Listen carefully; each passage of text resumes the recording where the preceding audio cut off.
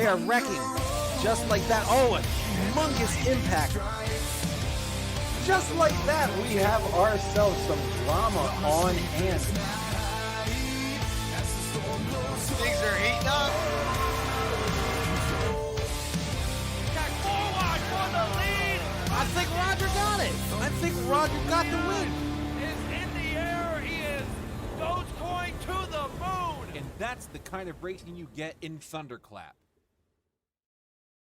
Hey, welcome to the SoBo 200. TLC Garage Works is putting this show on this weekend. We need to get after it. You motherfuckers need to come out with some money. SoBo 200.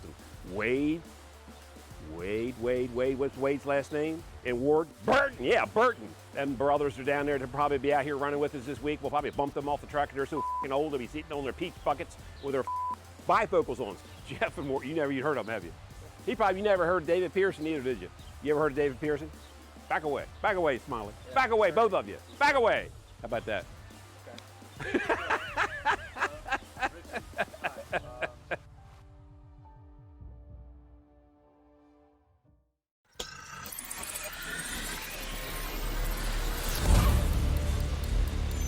With a crack of thunder, we are live at the virtual South Boston Speedway in SoBo, Virginia. It's the SoBo 200 presented by TLC Garage Works. After 3 weeks of long runs, fuel mileage, and slip sliding at the second stint of 1.5 mile melee, we return to the short track slam. This track is full of history and is infamous for its troublemaking tempers and twisted metal. But none of the current National Series of NASCAR race on this asphalt err to the side of caution. The Thunderclap StarCar Invitational changes that tonight as we go trucking on a Wednesday night. Hello, everyone, and welcome to the Lightning Before the Thunder pre-race show presented by Das Beer Hall. I'm Bo Continent alongside a plethora of in-race reporters tonight, and I have Justin Clapper in with me right now for the pre-race show, who is telling me that it is an absolute mess out there in practice. Justin, do you have me, sir? I sure do, Bo, and I'm out here right now, 62 laps into my practice session, sitting P6 right now on the board, and I tell you what, Bo, you're going to see a lot of carnage out here early on tonight as you see Roger Diebold, our points leader, spinning off of turn 2 right there. But a lot of loose conditions on corner entry and a little bit of a battle of tied off. This is a track that iRacing does not have a fixed setup for. And being that we are a fixed setup league, myself and other admins have put our minds together and created a setup based majorly off the Martinsville setup, but a little bit of gear change, some tire pressure, and shock adjustments. And I think we got something that these drivers are really going to like tonight as we have 250 laps around this short track.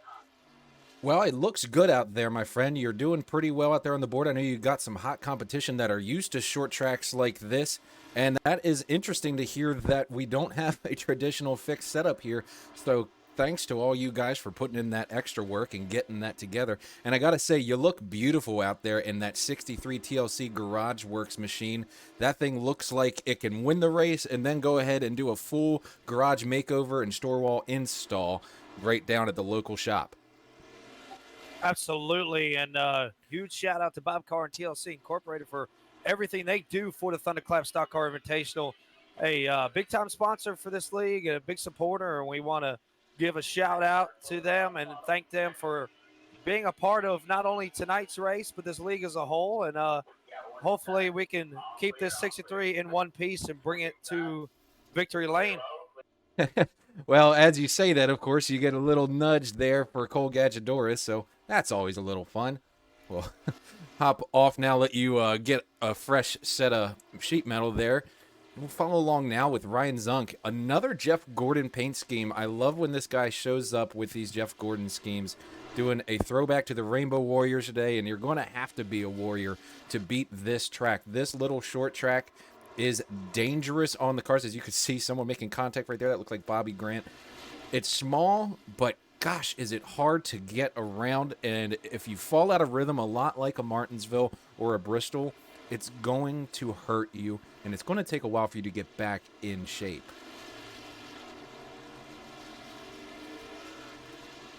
Not wrong there, Bo. I'm out here trying to make another mock Q run just to see we can improve this lap time anyway.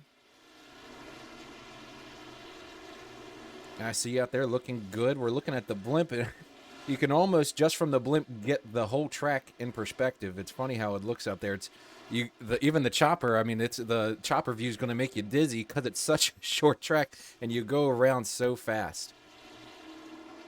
Now, I know that you and I kind of were talking the other day about multiple grooves and the opportunity for a high lane here. Is that something that you're feeling, at least at this point in practice? It hasn't quite worked in yet. We had 2 6-hour test sessions over the last 2 days to get our drivers acclimated to this setup that we'll be running tonight. And I noticed that the last hour of each session, there was a good bit of too wide racing and not so much of a high line, but you definitely have a second groove there upwards towards that dotted white line you can see in the corner. And you might see some outside passes. You can definitely enter this corner towards the middle of the racetrack, kind of arc it down with a little late entry or longer on a run with tires. And speaking of tires, 4 sets tonight for 250 laps. These guys are going to have to save up their stuff and be really smooth to get to the end of this thing. No doubt. I mean, we've seen tire wear not really be a factor the last couple weeks. Certainly when we're at the 1.5 miles, so you can tell that the speed is scrubbed off. But at a short track like this, if you are battling tire wear, it is going to show quickly. And a lot of times guys just end up losing it because they're trying to get too much out of an inability to keep up with the leaders. And I think that's going to be something to watch later tonight is, there the TLC truck makes some contact with Bobby Grant there and actually sent Josh Koner as well into a good old reset position. Got a couple newcomers out here tonight. Someone I want to mention right now is Jake Waltman, who is the #1 leaderboard. And some of you that have been following the last couple weeks are probably thinking, well, who the hell is that? I've never heard of him before. Well, he's a Legends driver coming over from 860 Motorsports. And Justin, you know a little bit more about him. I believe he came over with our other in-race reporter, Roger. Yeah, so he's actually a driver running the summer shootout right now at Charlotte Motor Speedway. So fans, if you are local, go ahead and check him out. He's up-and-coming driver right now, and glad to have him a part of the Thunderclap Stock Car Invitational this evening.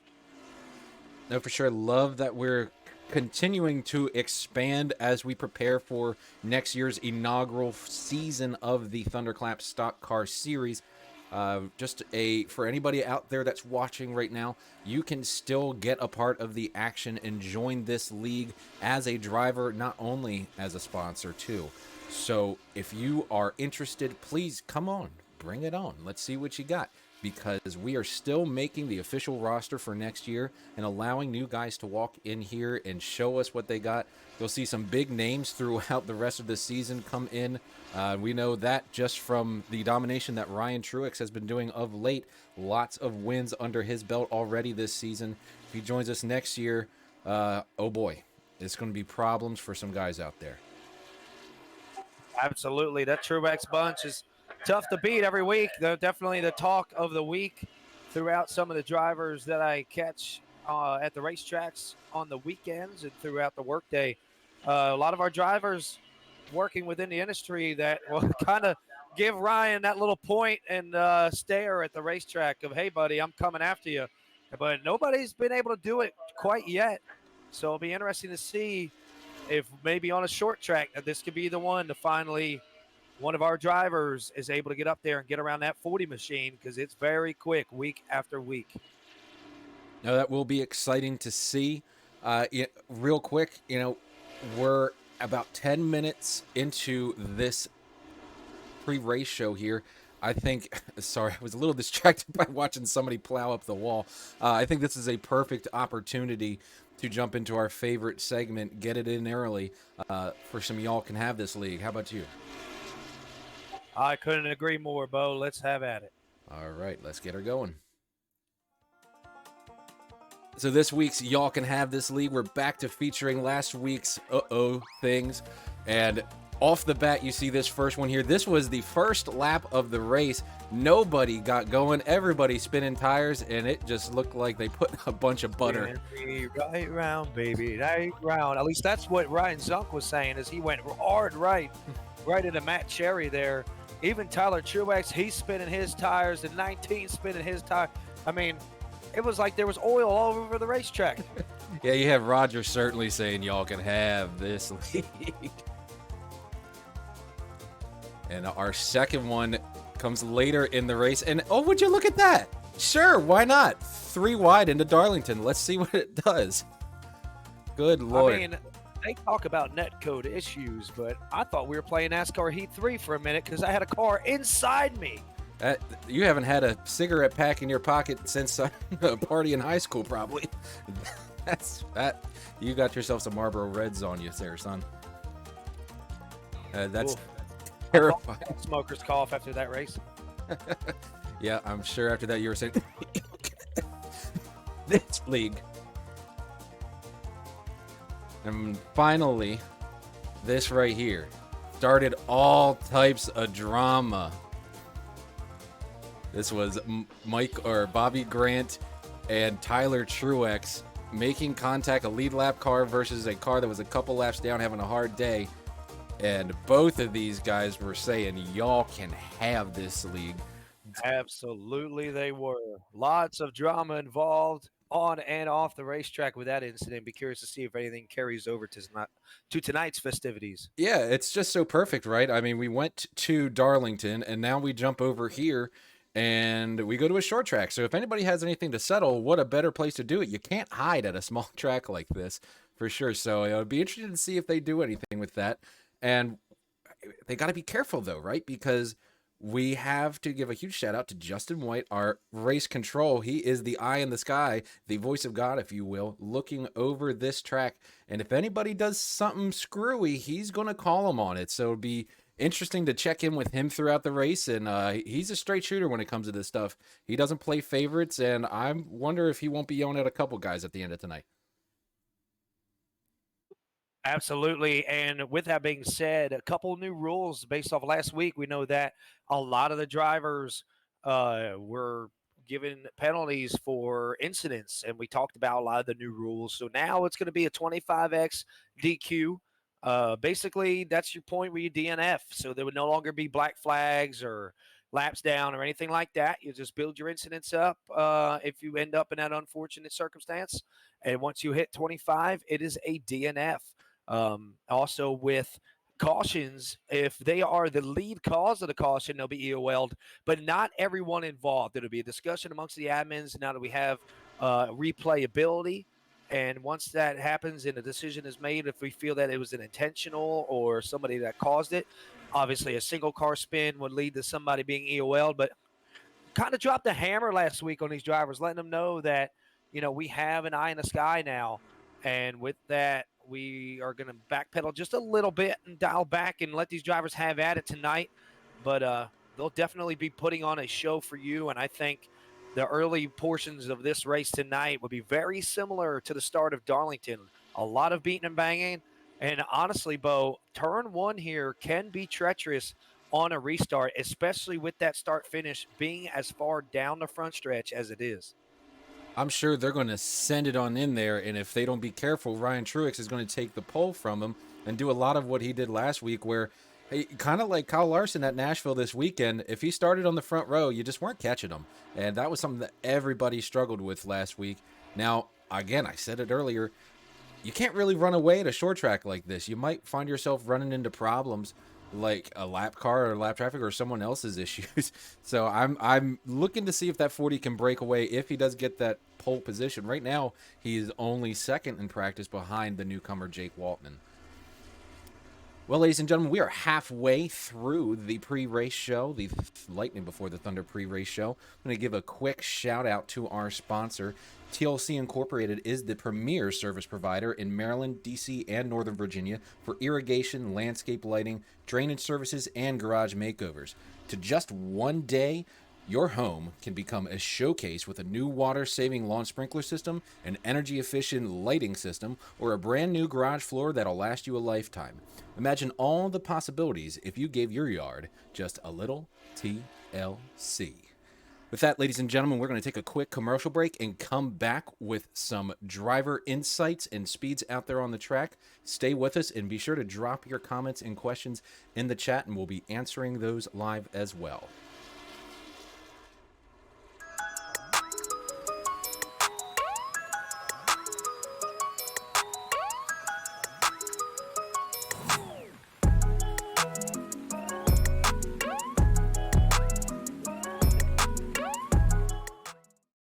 Hey, Bob Carr here with TLC. Now's the time to get your landscape lighting system tuned up for the summer months. You're going to have people over your house. You want to have your home, your back deck, your back patio, around your swimming pool, all your landscape lighting tuned up and ready. Give us a call here at the office, 410-721-2342. We'll be glad to get that scheduled for you.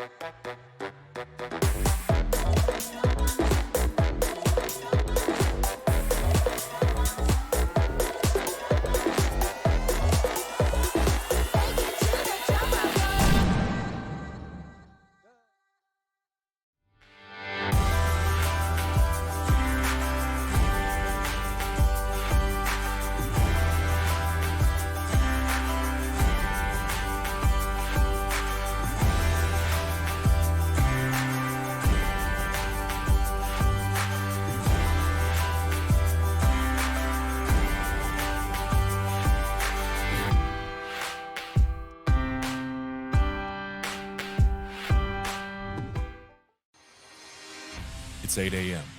Your car's engine is already hot. Now it's time to look the part.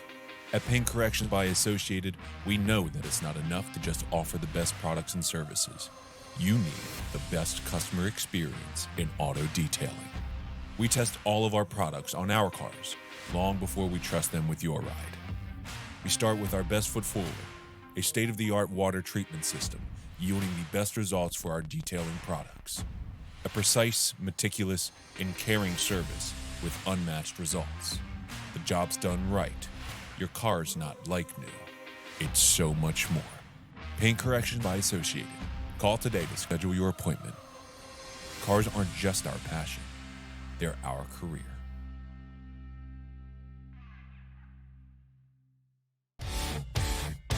They are wrecking just like that. Oh, a humongous impact.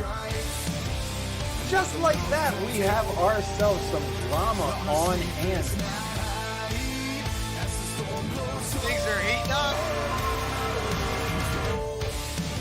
Back forward for the lead. I think Roger got it. I think Roger got the win. Is in the air. He is Dogecoin to the moon. And that's the kind of racing you get in Thunderclap. And we are back, ladies and gentlemen, for the SoBo 200 presented by TLC Garage Works at South Boston Speedway in SoBo, Virginia. Well, Justin is getting himself some last practice laps in, so it's just you and me now, and we are going to go ahead and look at some of these speeds that a guy like Ryan Truex is putting down. You saw last week how much speed they carried into the corners and how much slower we're going now, how so small of a track this is with these big, heavy trucks. The sport has not gone here since the very early 2000s. I believe it was 2003, the last time that the Truck Series was at South Boston Speedway. And that does not mean that it is not action-packed and really hard to be out there right now. You can see we're at speeds that you go on the highway really around this thing, maybe not 100. Well, maybe if you're me on the highway, you go 100. But down to the 60 mile an hour when you're in traffic. And that right there is going to determine your wheel control. You're going to have to be soft on the pedal throughout the evening, because at any point in time you get too hard in the throttle with the amount of horsepower these things have, and you will loop it. So it's going to be interesting to see just how quick these cars can go around. You can see that Ryan Truex is very close to going number one on the board. He's, I mean, right there, really. That's, now, on a short track, obviously, that changes speed a little bit. But there he loses it. Trying to get everything he could get out of it, doing essentially some Q-lap stuff, and unfortunately lost it. There, we'll go ahead and take a look at that impact. You see on entry, probably got onto the brakes too hard or onto the wheel too hard, and that just sent him into the wall. He's not going to want to do that during the race, because that's going to add a lot of incident points to his vehicle. Looks like now he's just going to regroup himself and just hang out with 8 minutes left in this practice session. See Patrick Langley, he's another one of our newcomers. I'm interested to see what he can do tonight. He had some serious promise last week. Matt Garrett is another one of our new contenders. See if we can get a camera on him. Looks like the pit boxes are not playing nice with us. They don't want us to see his whip out there. There's the back of it with the T&N Motorsports Toyota. And someone that I really want to see a good day out of is Greg Vielle in the 26. Have not heard from him up front the last couple weeks after really performing well for a while. Some guys, you know, you're going to have guys that come up and come down. It's really just been these Truexes that are so hyper consistent. But now with really, oh, don't be doing that, Greg. Ow. Some guys trying with only 7 minutes left to put in some pace laps, I think, or some qualifying laps, I would think. But I want to see Greg have himself a good day. It's been a while since we've seen that 26 stay up front throughout an event. David Burns is another guy that I'm looking at. He's such a clean driver out there and has such unfortunate luck a lot of times out there on the track. I want to see him have a good day, but these short tracks tend not to be too kind to kind guys. He's going to have to rough some guys up and really just move them out of the way if he wants to have himself a good day, because he knows that virtually everyone around him, they're going to move him out of the way anyway.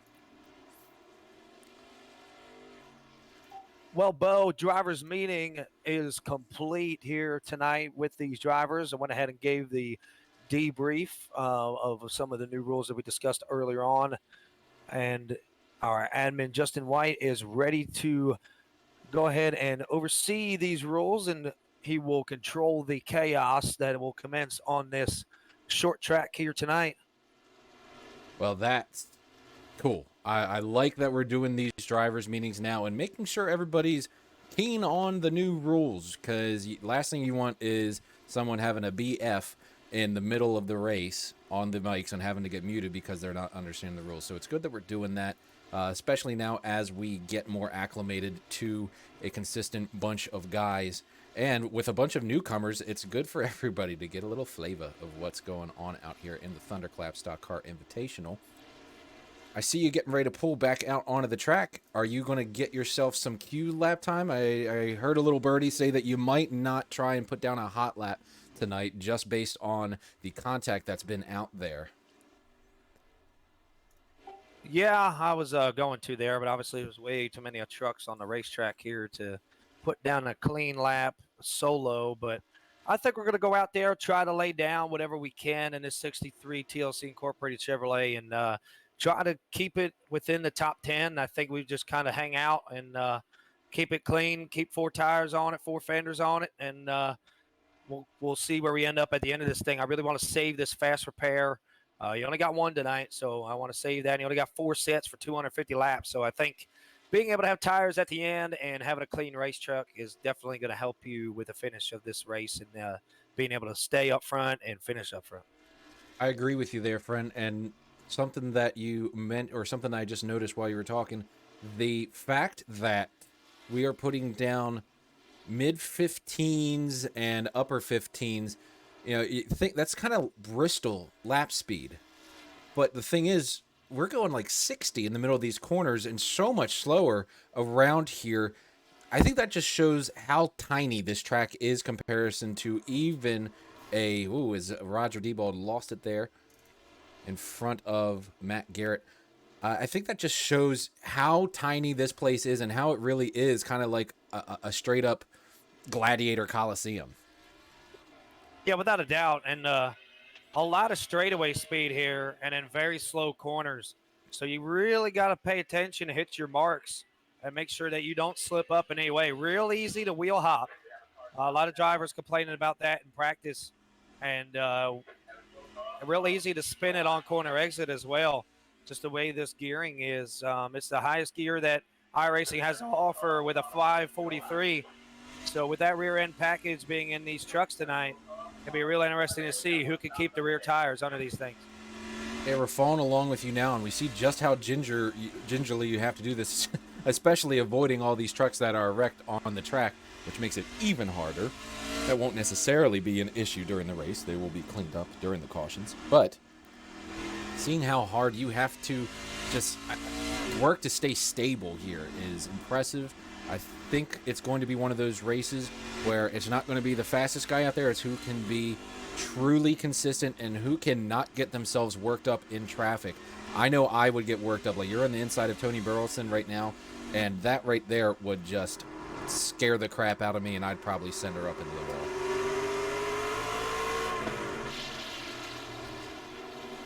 Yeah, Kubia's Tackle. Look at this. We got a sponsor showdown. Kubia's Tackle and TLC, two of our premier sponsors in this league. Nice to see them out there running side by side. This looks good to me.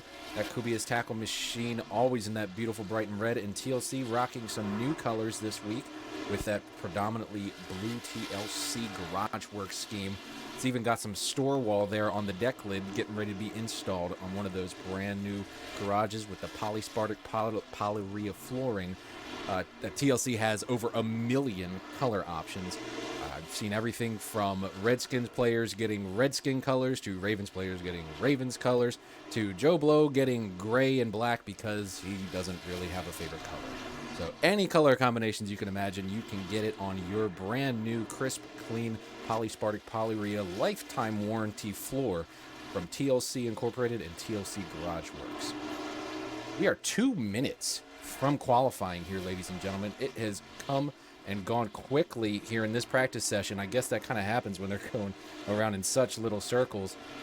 As we get close to ending this here, you can see the drivers ramping up, trying to see where they stack. And as we chitter-chatter, Ryan Truex has climbed to the top of the board. And clearly Jake Waltman was looking at the scoreboard when that happened, because all of a sudden he is active and getting ready to go back out on the track. He actually just pulled out now. And I guess that's a matter of, hey, wait a minute. No, I want to be fastest. Yes, sir, Bo. Jake's a kid that I brought in. He's actually one of our drivers for the Legends team I work for. He's a Pro Legends driver, and he wants to win bad. I mean, I watch the kid race every week down there at the shootout, and he comes to me every week in the garage and says, "Man, how can I get faster? How can I get faster? I want to be at the top of the board," and he's hungry for a win. That is a cool thing to hear. Love hearing real-life racers coming into the league and jumping in these virtual cars and hearing that competitiveness. That shows that there is a lot of promise for the sports at all levels. Jake, we are glad to have you here, and I like seeing you up there at the top leaderboard. He's coming in here kind of like a ringer. He's going to say, you know what? I don't know any of you. I don't have any prior engagements to none of you. I'm coming in to win this thing. And we do thank you, Roger Debold, one of our in-race reporters, for joining us for this pre-race show. Roger, are you still with us? Yes, sir. So what are you feeling out there? We've heard Justin say that it's just the tire chatter is insane and it is really hard to maintain a comfortable lap. What do you feel? It's a little on edge. It's I mean, man, I don't know. It's loose everywhere. I mean, it rotates really good. The key to being fast here is just be consistent. Back the corners up, roll in nice and easy. Don't break loose. Getting in the corners, roll the corner. Center the corner good, and just nice and easy on the throttle up off the corner, and just be consistent all night. Keep the fenders on it, keep the doors on it, and just be there at the end. Well, sounds like a plan, sir. It's officially qualifying time, so you go ahead out there and you put yourself down a hot lap. Thanks for joining us here for the Lightning Before the Thunder pre-race show. Hope you get yourself a pole, friend. Yes, sir. Thank you. Yes, ladies and gentlemen, this is the qualifying session. iRacing does not let us see the qualifying laps as if they are some big secret. That's okay. Right now, all these drivers are getting in those 2 laps while they can. And this 10-minute session won't take them very long to get through them, but they're also making those last-minute adjustments. Some of these guys aren't just connecting a wheel to their computer desk. Some of them are in rigs with bucket seats and seat belts and gloves and helmets and what do they call them? The virtual headgear and all this stuff. So expect these guys to be getting that stuff situated, maybe getting themselves a frosty beverage or a water as they get ready to sit down for 250 laps here at the South Boston Speedway. It's going to be an exciting one, and we are happy to invite TLC Incorporated back as not only a premier sponsor of the Thunderclap series, but as the title sponsor of tonight's event. The TLC Garage Works makes makeovers and organizations put their Polyspark Polyurea flooring on the line at the virtual South Boston Speedway. It's the coolest thing in the world. And this is a winner-takes-all event to welcome the short tracks back to the schedule. That's something that we haven't done a lot of this year. We've usually had the Eye of the Storm payout for the winner of Stage 2, or we've had the money split across the 3 top finishers. Nope. Tonight, win or get nothing. So that's exciting to see and exciting to hear as you see the unofficial results right now of qualifying. Ryan Truex already claimed the pole with a really quick lap next to Jake Waltman. I think these two are going to be the 2 to beat. Robert Walton, though, he is also someone that is no stranger to these short tracks, coming from those Wall Stadium days and out there in them modifieds that actually they race here at South Boston. So interesting to see if he can take that real life knowledge and put it out here at this track virtually. And you're seeing a lot of that actually in this top 10. A lot of guys that have experience in those type of vehicles. And this will kind of be the battle of the real modifieds and real short track drivers versus these virtual iRacing heroes. So I want to see the clashes, the metal that's going to just cram up. I mean, it's going to be an exciting event altogether. And it looks like Clapp has put his lap down. He's sitting in 8th now. And Clapp, are you out there, sir? That'd be a big 10 no. That's all good. My final thoughts as we go into the grid here in a few minutes. I want to see cleanliness because we've had some roughing up the last couple weeks, especially between guys like, well, actually, most of the guys that have caused problems as I look through the entry list aren't here, and that's unfortunate. We wish to have the fullest field that we possibly can, but I want to see some clean driving out there and some guys having a good time.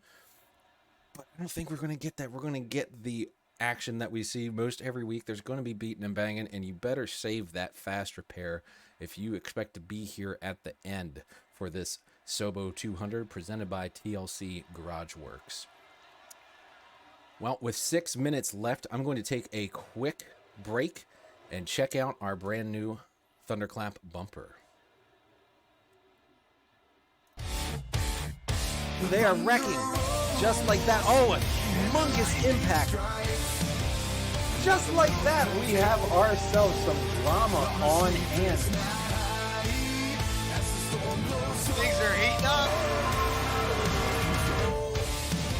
Got forward for the lead. I think Roger got it. I think Roger got the win. Is in the air. He is Dogecoin to the moon. And that's the kind of racing you get in Thunderclap. Ladies and gentlemen, we are back with 5 minutes left in this session. You're seeing the unofficial results for qualifying, and we got Justin back in the booth here for our final segment on our pre-race show. This is Send It or Forget It. And Justin, usually I verse you on these questions, but you're not getting any preparedness tonight. Now, my first question, I'm actually not sure if it applies here. We talked about the return of Thomas Aaron. I'm not seeing him out there. No, I'm not either, and I've yet to hear from him. I'm not sure if he'll make it in last minute, but being that we only have under 5 minutes remaining, I'm going to go ahead and say forget it on seeing the return of that Thomas Aaron machine out here. We know he's very fast when he does run, but I think somebody must have forgot what time it was. Well, it's all good. We'll change his question around to be Ryan Truex. Ryan Truex, is he going to have a meltdown like last week, or is he going to come back? Or I'm sorry, Tyler Truex. Is Tyler Truex going to have a meltdown or come back this week and get right back there with Ryan and battle it out? Send it or forget it. I think it's going to be a send it to him getting back out there and having a good run tonight. I know him and him and Ryan were very quick in our test session last night. I think this is the one where he gets it turned around. You got a guy who is a natural short track racer. You know, this is right up his alley.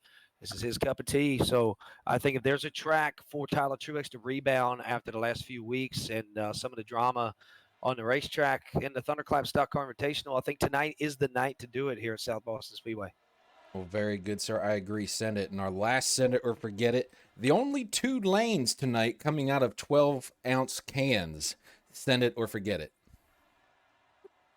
Oh, I think that's going to be a tough one because are we talking intentionally or are we talking racing?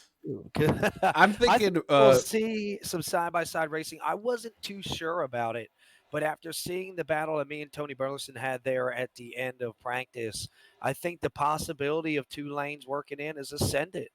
I think that might be the ticket. Now, I will say the inside does somewhat prevail on entry, but they might get you on exit.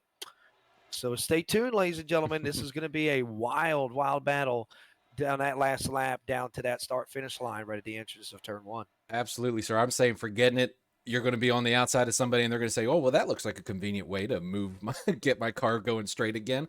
But ladies and gentlemen, thank you, Justin, by the way, for jumping in real quick to do that. Send it or forget it. Good job on qualifying, starting there in the top 10. Have yourself a good race, sir. We're going to send it down now to pre-race ceremonies. Ladies and gentlemen, at this time, we ask that all of you please rise and remove your hats as the local law enforcement and public safety honor guard presents our nation colors. And please remain standing as track chaplain Mike Hatfield offers our invocation. Let us pray. Creator God, all good gifts come from you, and you have created all good things in your likeness. You've made us family, and so as family, we come together as race family, and we offer our prayers of condolence for the Raymond Beadle family. Lord, we also are family, so we ask for your protection for our family, for those who defend liberty and defend our way of life and defend, Lord, you and liberty for all. Lord, we also ask that you just be with this race and these drivers. In Jesus' name, amen. Here to perform our national anthem, please welcome the University of North Carolina Marching Band, the Marching Tar Heels, the pride of the ACC.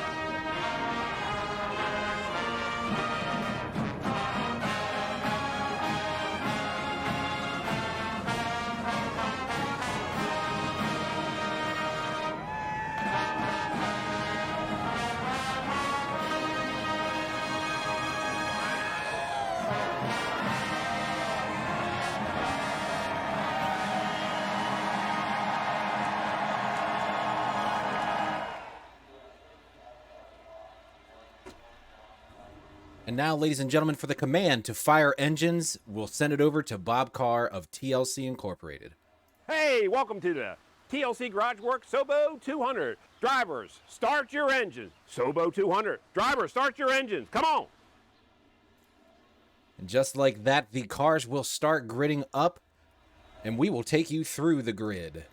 Starting out front, Ryan Truex in the number 40 alongside Jake Waltman, our newcomer from the Legend Series.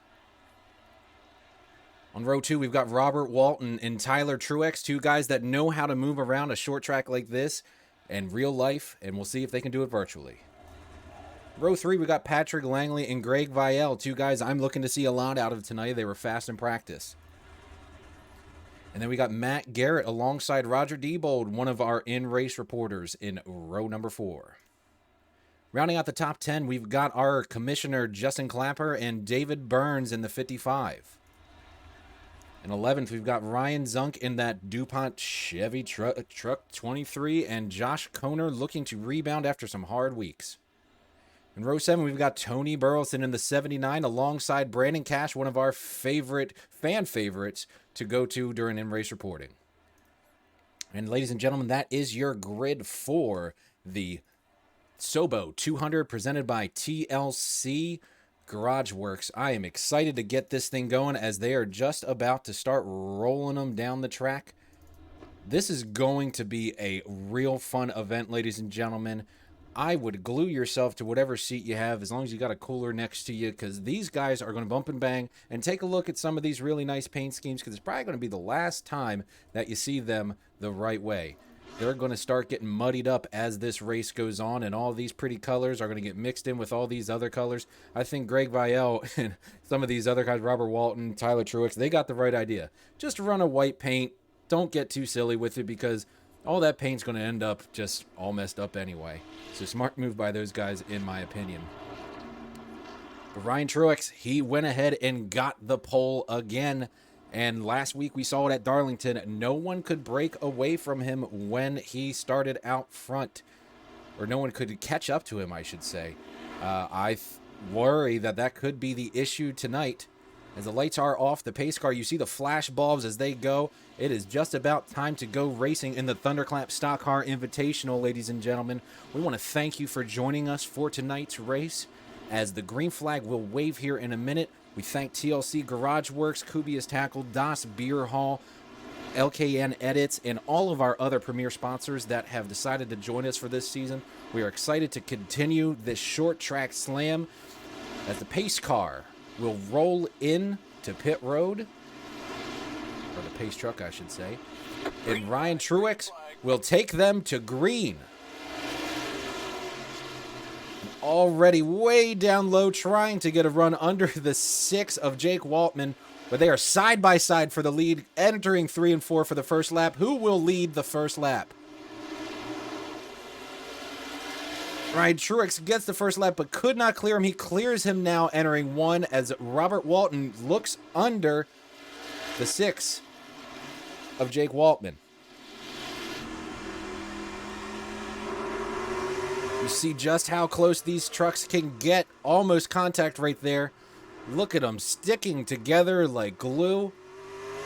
Robert Walton clears, and we have our first caution of the night here on lap 3.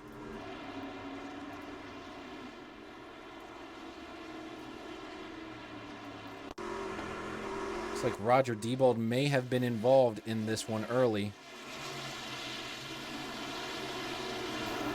Oh, he gets bumped by the 32. Came down a little bit, but great control. Keeps it off the wall. Still brings out the caution and gets her going straight in that Budweiser red and black Ford. That was a close one there. You want to be careful, but I don't think it's going to hurt him that much. He didn't hit anything, and that's just great control there to keep from plowing up the wall in that scenario and not over burning your tires too, because you only get those 4 sets that we talked about earlier.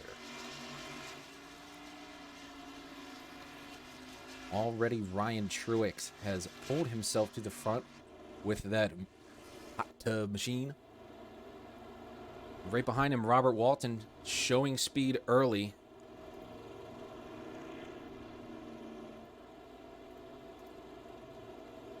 already up that one position from starting in the third spot, making it around the 6 of Jake Waltman. That's really your only movement that we've seen so far.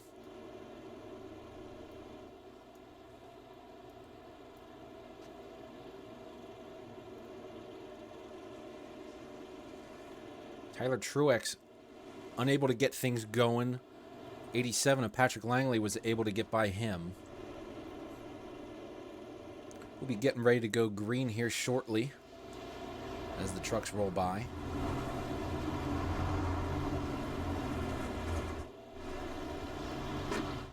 There's that beautiful 63 TLC GarageWorks machine. Still looking nice and clean. Couldn't say the same about that 63 last week as he was caught up in stuff early. Clap is going to be looking to keep her clean this evening, I'm sure.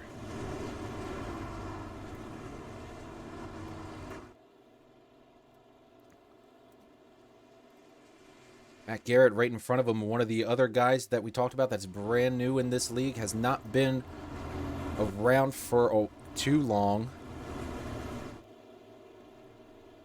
but certainly has the talent to do well in this league.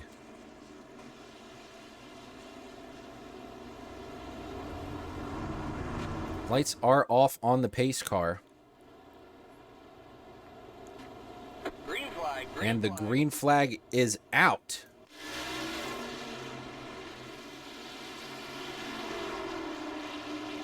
Robert Walton stays to the outside of the 40. And another caution will wave before we get back around to the flag. Looks like Greg Vielle was involved on the restart. Take a look overhead, how he made contact. Looks like, oh no, the 63 already involved in quite the incident. That is not what we like to see out of that TLC machine. Check up on the damage. Oh, heavy contact, heavy damage to that 63. See if he has entered pit lane. He sure has. See if we can't get a word with him here.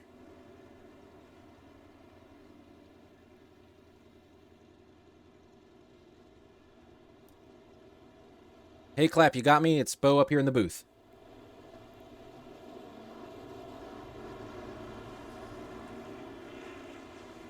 Try again here. Hey, Clap, it's Bo up in the booth. Do you got me, sir? Not really at the moment right now, Bo. All right, sir. I'll send you right back. Sometimes it be like that. You try and talk to the drivers when they're frustrated and get that raw emotion, but they don't always really want to talk to you. You saw that Clap had to use that fast repair on lap 12 of 250. Not what you want to be doing. So he is certainly not feeling well. And I believe that was the 32 that he made contact with. I may need to go ahead and see if he is in any of our groups to chat with. Doesn't look like he is, to speak for exactly what happened on his end. I know Greg Vielle was involved in that as well, and Clap tried to make his way under him but was contacted by the 32. As there you see Clap taking the lucky dog and going around the pace car.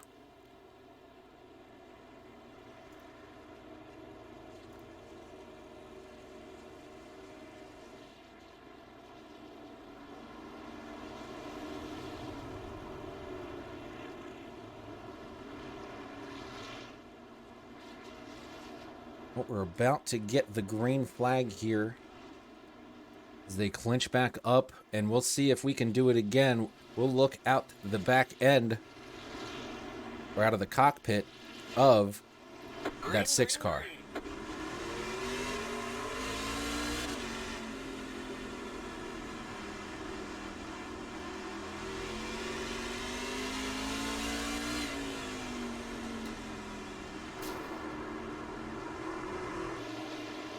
And you see some major contact there between the 87 of Patrick Langley and the 6 of Jake Waltman, as Jake somewhat gets moved out of the way, getting muscled early by these guys.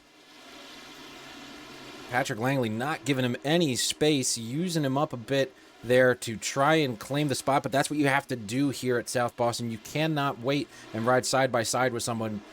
Catastrophe just will strike if you keep doing that for too long. We talked about those 2 lanes, and I think we're already showing that the only 2 lanes out here are those 12-ounce cans. Right behind Jake Waltman is the 69 of Tyler Truex.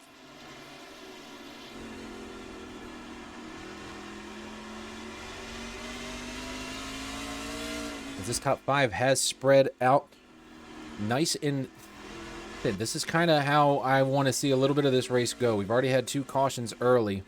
Frustrated drivers already. We'll take a look back at Clapp, who is on the lead lap and is keeping her clean now, probably just trying to run his race as he... Ooh, Brandon Cash, major damage to the front of his 11 machine. Not sure where that came from, but definitely hurting out there. You can see the whole front end of that machine and that interesting Mountain Dew paint scheme that he's got there.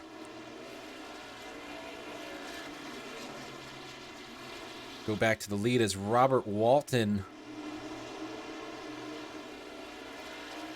is just about 2 seconds behind Ryan Truex. And you see how that it changes based on whether on the straightaway or if they're on the turns, the distance.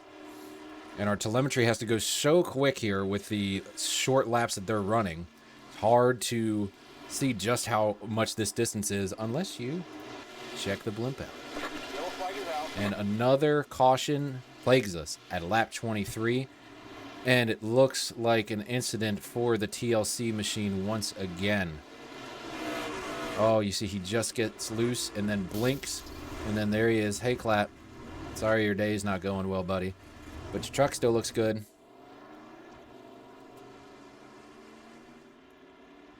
We'll go back and take a look. You see he just loses it exiting the corner.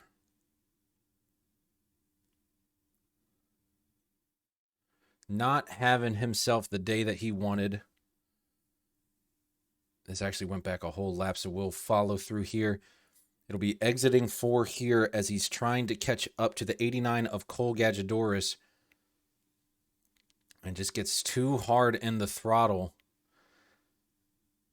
And that's just enough to send that 63 TLC Incorporated TLC Garage Works machine around. But doesn't really make any contact, so shouldn't be too much of an issue.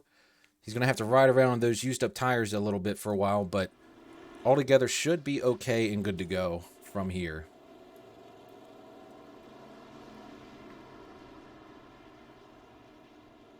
He's got the 88 in front of him. That's Tommy Allen Jr. Last time Tommy Allen was having himself a day was at Talladega. I swear it's been that long since I've seen that 88 running up front and having himself some fun. It's a beautiful Valvoline paint scheme he's got there. But he's sitting in the 19th position now. He's going to have to pick up the pace if he wants to get in on the action tonight. Right now, towards the back with the likes of Michael Grant, Brandon Cash, and Kyle Newkirk. One of our admins does not race as much because he was doing some of his own race control. And now, thanks to Justin White and his expertise, Kyle is able to rejoin and get back on track. And that interesting Rockin' Texas schemes. That is a fun-looking scheme that he has there in that 20. And looks clean so far in that Tundra. So interested to see if he can get himself up there and get his first good finish of the season. Well, they're starting to line up. We'll rejoin our leaders up here at the front. The lights are off on the pace car.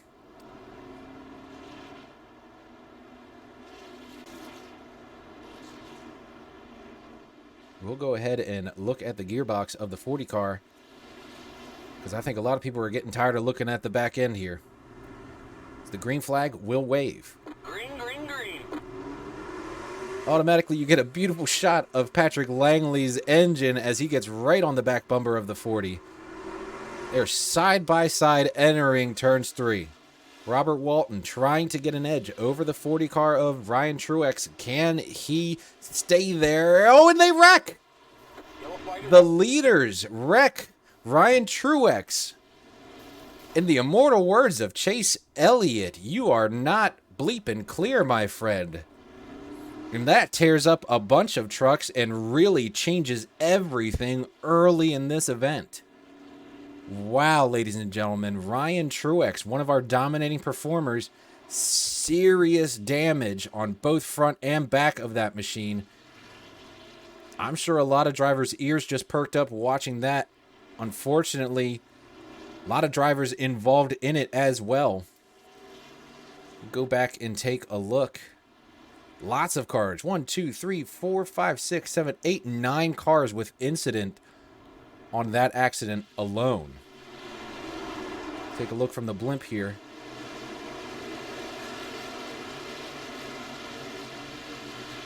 Ryan Truex essentially tries to clear himself. Not a smart play. And they kind of stack up from that point.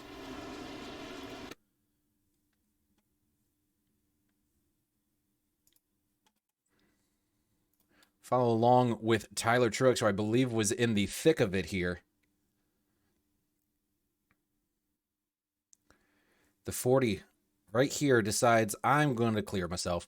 Did not work out for him, and they all just started stacking up from that point. The 32 involved, the 26 of Greg Vielle, 23 of Ryan Zunk, heavy contact into the 32's rear, and then comes down on David Burns. The 79 involved, the 34 of Chase Leahy, have not talked about him yet, but he got a bit of damage from that as well. Wow, lot of trucks just essentially in a bottleneck, nowhere to go. And I tell you, someone who probably had himself a clean look at that is that 38 of Roger Diebold. We'll see if we can't talk to him.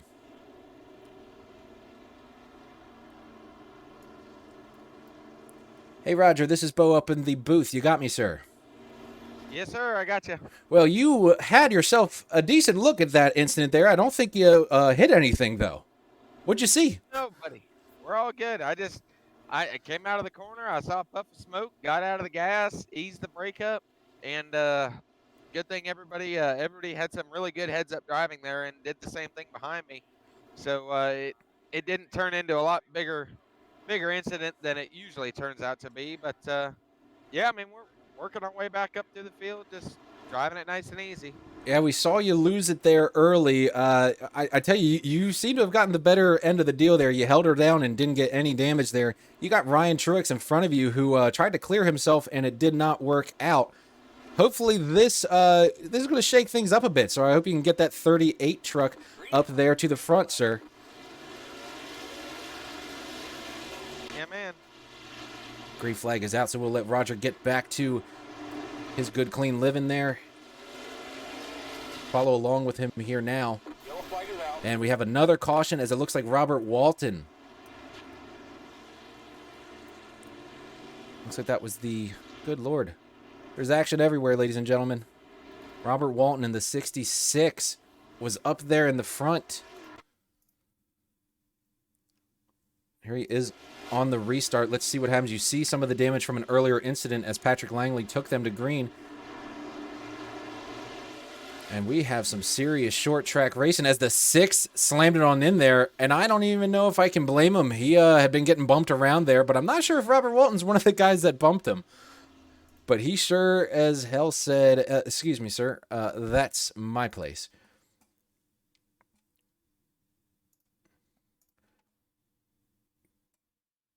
Boom, makes contact with Robert Walton and says, see ya, dude. We'll go along in the cockpit of the 6, and you'll see just how much he slams her on in there and claims some real estate by putting his flag in the dirt, and that's a see you later for Robert Walton. Wow, action absolutely everywhere on the track. Jake Waltman putting himself right in the thick of it. He says, you know what, you guys bumped me around earlier, and I'm done with that. But I know that is not going to sit well with Robert Walton. He'll be coming back, and I'm sure he'll be trying to get himself all fixed up, as we actually don't have anybody, a lot of guys that were involved in those incidents saving their damage and not coming down pit road. You got only Anthony Burleson that decided to jump down pit road and get some damage fixed, and Greg Vielle as well, who said, let me just get this worked out now. But for the most part, some of these guys out here ready to ride with damage.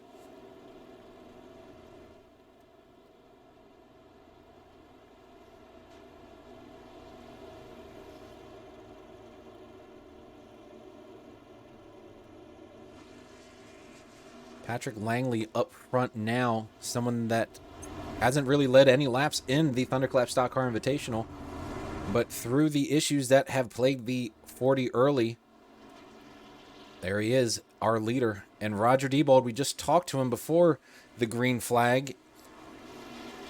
He's sitting up there in the 5th position with Ryan Truex right next to him, already trying to fight back from that earlier incident.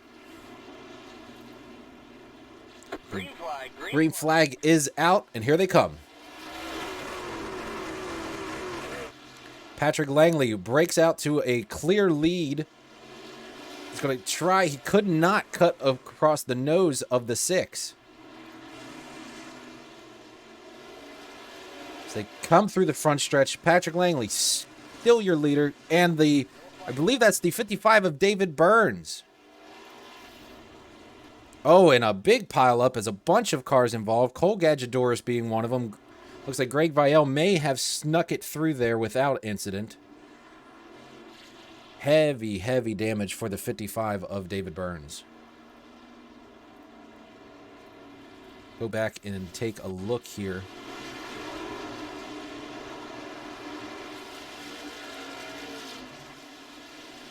David Burns just trying to mind his own business, running with Roger Diebold.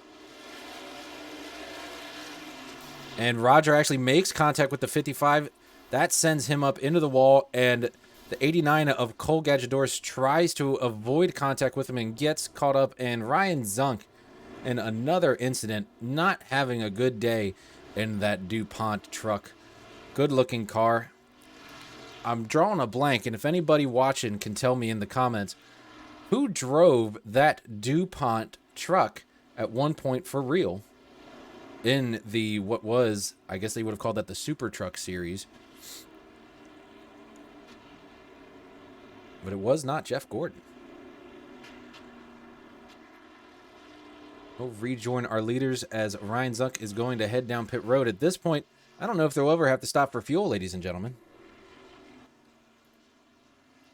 It's a bit of a blip every time they're going slow through that corner, so that's what you're seeing there.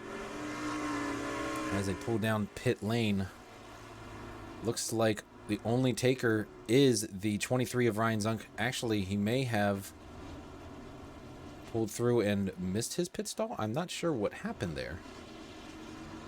Or his pit lane there. Okay, so he is, there's just, it's a small track. Takes a while to get to your pit lane.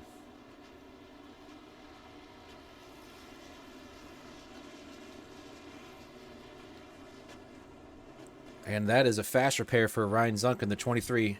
It's back to being beautiful, but hate only 50 laps into this event using that fast repair.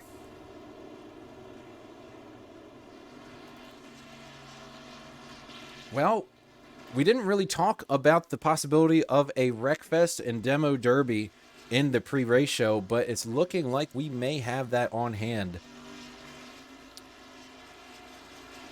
It tends to be that way. When TLC Garage Works shows up, we have ourselves an interesting event. Hang on, we're not going green. Looks like they have delayed the start. Did the 6 of Jake Waltman just eject Ocido? I'm not sure what happened there. We may have ultimate frustrations. We're not going green. As it looks like the 6 slammed on his brakes. It may have been some level of frustration. We're getting some Bowman Gray Stadium-esque actions out here. I'm not sure what happened there. But he slammed it in front of Roger Diebold. And that's going to be damage for the 38.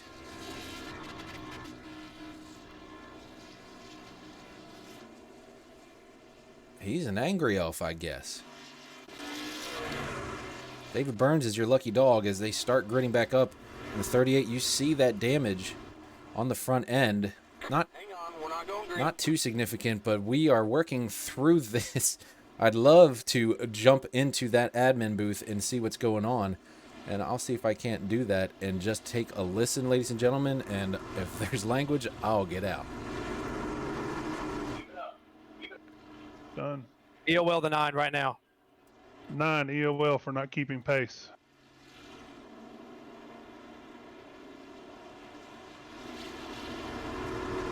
Too late. He's gonna. I'm not backing off of it. Where's everybody behind me?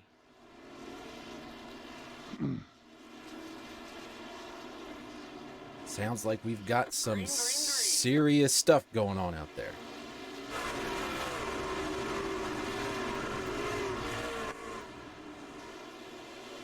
Who needs blacks cleared?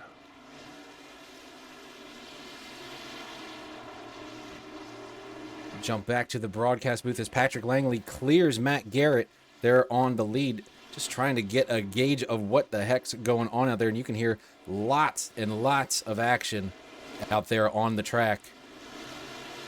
Different guys needing to get EOL based on damage. And we'll have to, when we get ourselves a moment, we may have to take a dang halftime to figure out exactly what is going on with the 6. He is still, from what it looks like, in the event back in 15th. As they start to spread out, and to me, that's a beautiful thing to see. The action has been non-stop, and we need to take ourselves a commercial break here sooner or later and thank all of our sponsors. And I need to get myself a breath. We'll go ahead and do that right now as it looks like everybody's kind of starting to spread out on the track here. We'll be right back with more from the Thunderclap Stock Car Invitational.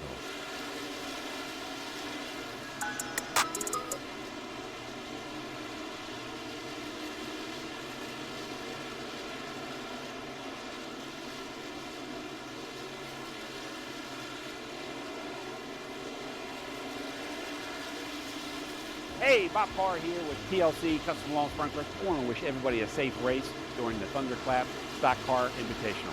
We provide custom automatic underground lawn sprinkler solutions to folks in Maryland, Northern Virginia, and the D.C. areas. Give us a call here at the office, 410-721-2342. R&L Productions. And thank you, Bob Carr, for that insight there.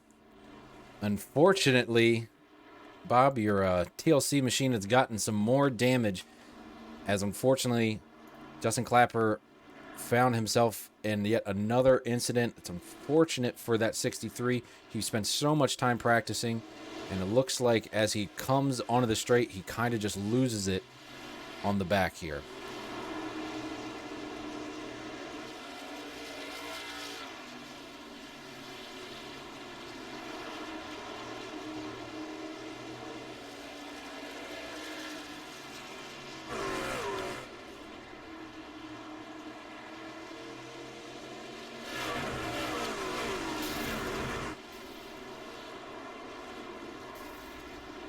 Yeah, there you saw, you just missed the contact. Here, I'll get you a better angle. Looks like he was loose and then got into the 66 of Robert Walton, whose woes continue. And a lot of these trucks out here looking like Martinsville trucks, I tell you. The pace car catches up to the field. We are only 62 laps into this event, and already it is a junkyard out there. I'm sure with that, the 63 is going to have to spend some serious time on pit lane.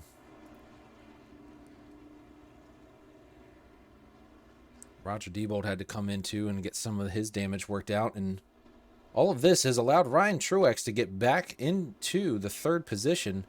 There goes Clapp now. That's clearly not all of the damage fixed, but he's trying to keep himself from going more than one lap down so that he can get the lucky dog on the next caution. As the only other truck a lap down is the 9 of Josh Koner, who we heard get EOL due to damage earlier.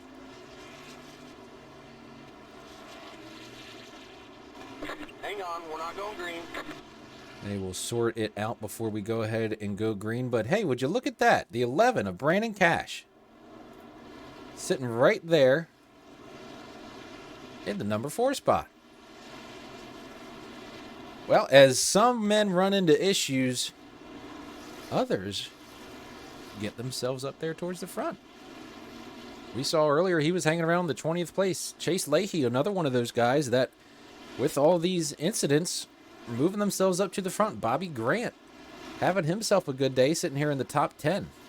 Green, green, green. Patrick Langley will take them to green as the 32 of Matt Garrett gets a great jump on the restart and tries and uses that 2-lane we were talking about to get a hell of a run and maintaining with the 87.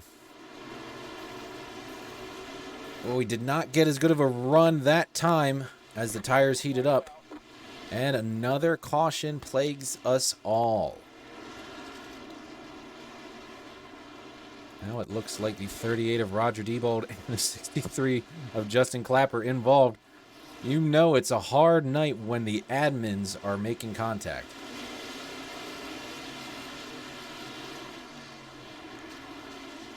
The 38 looked nice and clean. And then, oh, actually, so they got into each other. But it looks like a lot of guys actually got involved. We'll speed ahead here because I don't want to miss our green. Yep, there was an incident ahead actually with the 34 of Chase Leahy and the 11 of Brandon Cash. We'll just keep going until we find him. There he is. So the 11 of Brandon Cash.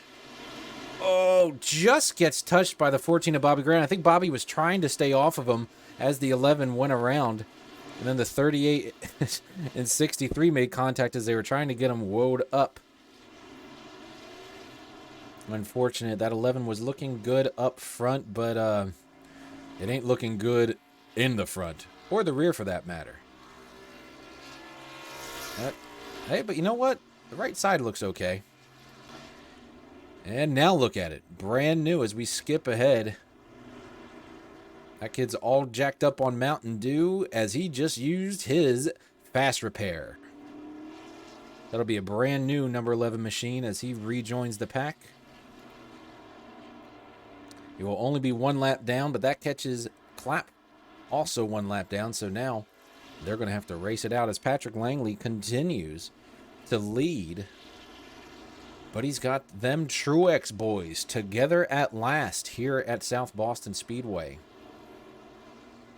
See if these two can't get themselves around Patrick Langley and play some defense, because right now all we're seeing out here is some offense. A lot of offense, matter of fact.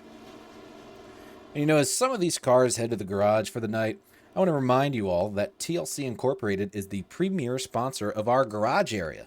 All of TLC's garage floors come with a lifetime warranty. How do they do it? Well, prep is 80% of a perfect garage floor. Throw a new coat of custom colored flakes on that old concrete floor and realize that a TLC garage floor gives you more. We thank TLC for hopping on. The lights are off. The pace car and Ride Truex is starting on the outside of Patrick Langley. We're not going green. And we are not going green yet, as you just heard. Race control say we're going to hold on a minute because the 11 is the lucky dog and he is getting himself that lucky lap back, and that will still punish Clapp 1 lap down.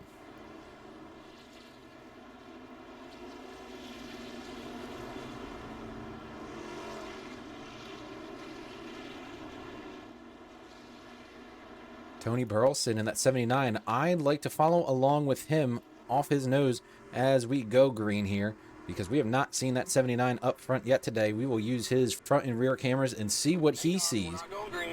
As we don't grow green yet, just a couple more things to figure out. Race control is having themselves a day, I am sure. With such short laps around here, you got to get everybody in the right position before you go. Last thing you want is someone to be not where they're supposed to be, and then the green flag drops. So they add a couple of these pace laps. It's no big deal. And then we'll go ahead and see if we can't get the green flag this time around. Green, green, green. There is the green flag.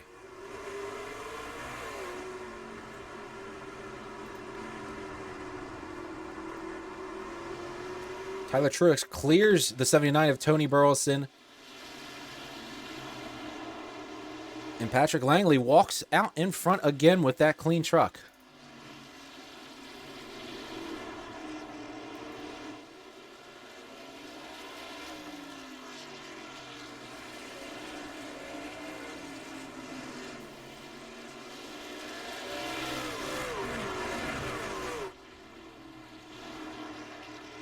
Back in the pack. Good racing going on here in the top 10. Ryan Zunk has kept that 23 nice and clean now.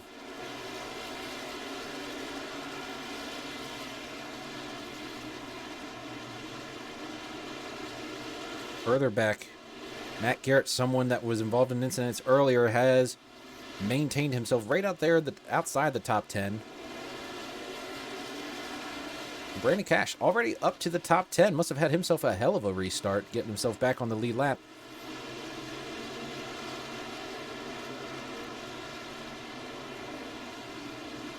Anthony Burleson, unfortunately, is kind of out there on the outside now, where he's going to have to make that lane work. Brandon Cash also trying to make it work, but gets passed by Matt Garrett. They're trying to use that two-lane brew idea, but I don't see it really working as Roger Diebold passes Tony Burleson, and this is a gaggle of trucks right here. If trouble is going to happen, it's going to happen right here. Oh, and Cole Gadget-Doris in the 6. Oh, and Anthony gets taken by the 6 under caution. 6 could not get it woed up, I reckon, and unfortunately, that's going to add some damage to that 79 and add to the tempers that are a-flaring. With the 89 of Cole Gadget-Doris.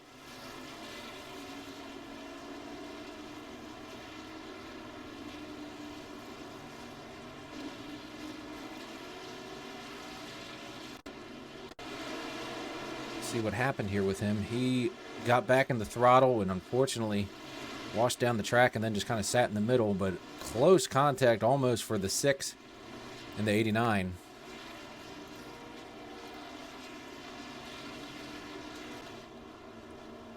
We have not had to make a pit stop yet for our leaders. Curious to see what fuel mileage is. We'll take a look at it real quick, but this telemetry is not going to be pretty. We've already had 9 cautions for 50 laps. We've had 4 lead changes, and the fastest lap of the race was a 15.5, and if you remember in practice, they were putting down 15.2s and 3s, so not getting that practice space, and I think a lot of that just has to do with trying to avoid contact and really not being able to. There's only a few trucks out here that have very little damage. But our race trend is brought to you by RL Productions Video Marketing out of Baltimore, Maryland. And we are always supporting these broadcasts each and every week. And we're glad to have you here for the SoBo 200 presented by TLC Garage Works. Lights are still on the pace car, so hey, we're going to go ahead and take ourselves a quick commercial break and get back for the SoBo 200 here shortly.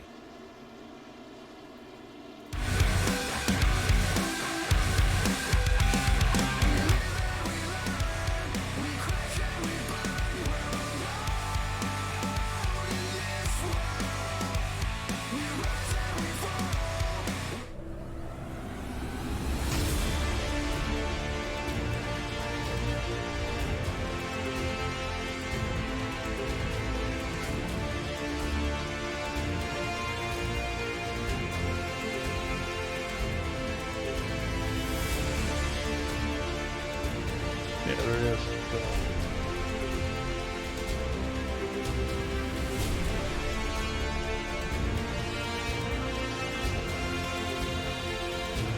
What has not happened? That's the question.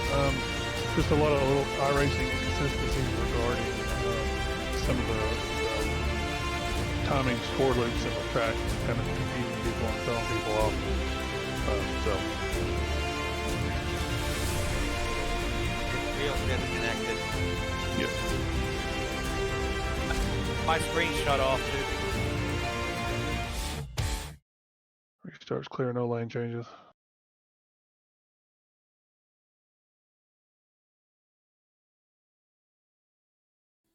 We are back, ladies and gentlemen, for the SoBo 200 presented by TLC Garage Works. I just got some insider information. Gosh, this short track, it is hard to get all my buttons pushed before they go ahead and take the green. As you see, Patrick Langley continues to stay out front. I got some insider information, though, on what happened with the 6 truck earlier in his incident. His wheel disconnected, and that's what caused him to ejecto Cedo right in the middle during that caution. So that's unfortunate, but that is some of the technology that you just have to deal with when you are running these trucks and when you're running virtually. And the same kind of issues for Justin Clapper, our commissioner. His screen shut off quite literally while he was on the track. So that last incident that you saw the clap get in, that was because his screen went dark, which that cannot be a good feeling. We saw that happen to Denny Hamlin, actually, when he was in the Pro Invitational on Fox Sports. As Clapp, unfortunately, has gone another lap down, just getting passed by Patrick Langley, and he is just limping it around out there, and I think he'll have an opportunity to get these laps back way early in this event, only 92 laps in, but we will be coming to an end of this first stage here shortly. As Patrick Langley continues to be the fastest and most consistent truck out there. Started in the 5th position. He's run a 15.59, which is close to our fastest lap of the day. And just trying to maintain speed now, as no one has really been able to challenge him.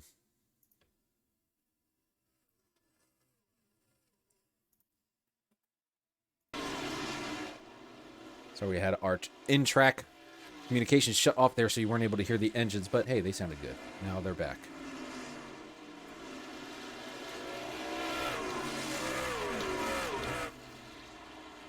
Patrick Langley continues to lead. I will check on some battles throughout the pack. Michael Grant in the 27. Haven't talked about him all day, but consistency is key, and he looks like he stayed out of trouble, just trying to save himself for the end of the race. A smart play, if you ask me. Kyle Newkirk in the 20. He is 1 lap down, unfortunately, with the 11 of Brandon Cash, so they're going to have to fight for the lucky dog. Actually, looks like with the gap in the telemetry, the way it's showing, none of them are a lap down. Good. This is something else that I was talking to Race Control about. With the size of this track and the electronic timers, they're having issues on these restarts making sure that everybody is where they're supposed to be. Because by the time the leader gets back to the start-finish line, the way the telemetry goes, it looks like someone is a lap down when they are not. And that is the case that I keep seeing here with these guys that are on the bubble. And that is just a little bit of a glitch issue with iRacing, and just another challenge for these guys. When we have these cautions, you want to get yourself calmed down and stop freaking out about whatever incident happened in front of you, and then you got to hear Race Control in your ear trying to figure out exactly where you're supposed to fit in. So certainly a bit of a headache for Justin White, our Race Control guy, that we are very, very appreciative of his services, but a headache for all of us out here as we try and figure out and make sure that everybody is where they're supposed to be. I tell you, Patrick Langley knows where he's supposed to be, and that is up front. He is still a 1.5 seconds ahead of second place Jake Waltman, who, if you remember what I was saying earlier, his wheel came disconnected in the middle of this race. He's got his truck all cleaned up, all pretty. Clearly that means he's used his fast repair, but he is driven all the way through this field from 20th back to second place. You can see his hands on the wheel.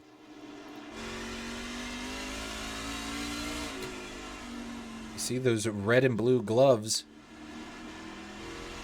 He's getting after it, trying to get everything out of each lap that he can. You can see the leaders are going to have some lap traffic here soon. If I'm Jake Waltman, I'm figuring out how I can capitalize on this lap traffic and potentially take the lead here from Patrick Langley. He has shaved a whole 0.6 off of the lead that Patrick Langley had.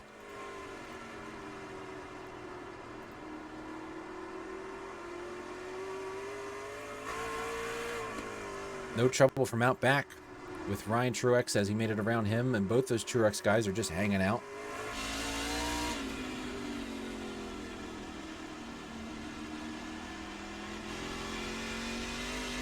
We're going to have some serious lap traffic now as we continue our longest run of the evening. And Jake Waltman tries to track down Patrick Langley, who is already having to get significantly out of the gas as these lap cars or these potential lap cars take away his line. He has Bobby Grant in front of him, and that is opening the door for Jake Waltman to be right there, and he is there now.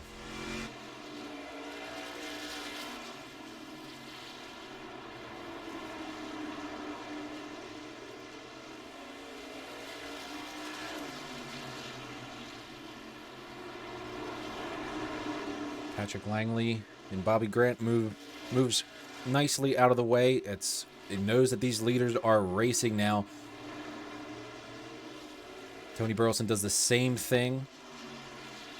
And the race is on for first place. There is the distance.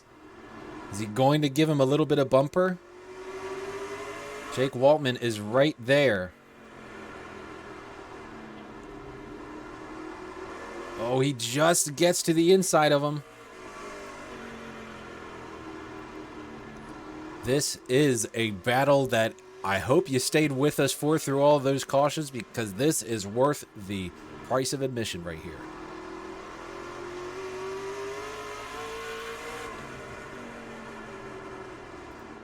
More lap traffic right in front of Patrick Langley, and this is what Jake Waltman sees. A sea of trucks in front of the leader, and he is just going to keep putting the pressure on Patrick Langley. Boom, a bit of a bump there. Sends the 87 up the track. He is inside Patrick Langley for the lead. The littlest of bump and runs, and they are 3 wide. Not what anybody wants to see up front, and Jake Waltman clears, takes the lead.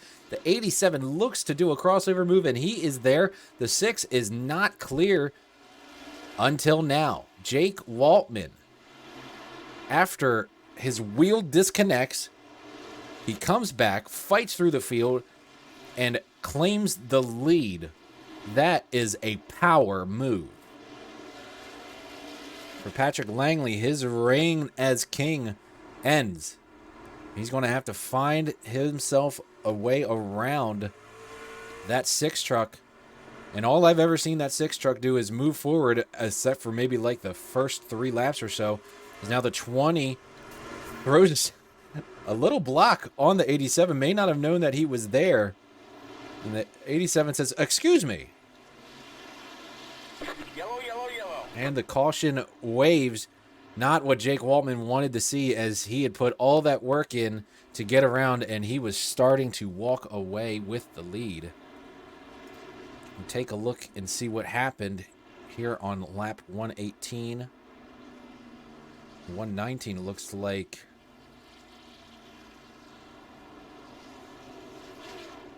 I believe that was actually the first stage. And Robert Waltman, or I'm sorry, Jake Waltman. I'm getting Robert Walton and Jake Waltman mixed up there. Jake Waltman should be your stage 1 winner. I will get confirmation on that, as again, telemetry's a little silly right now. I'll leave you with our summer ad as I figure that out. We will take a quick set for station identification. I'ma keep it going to the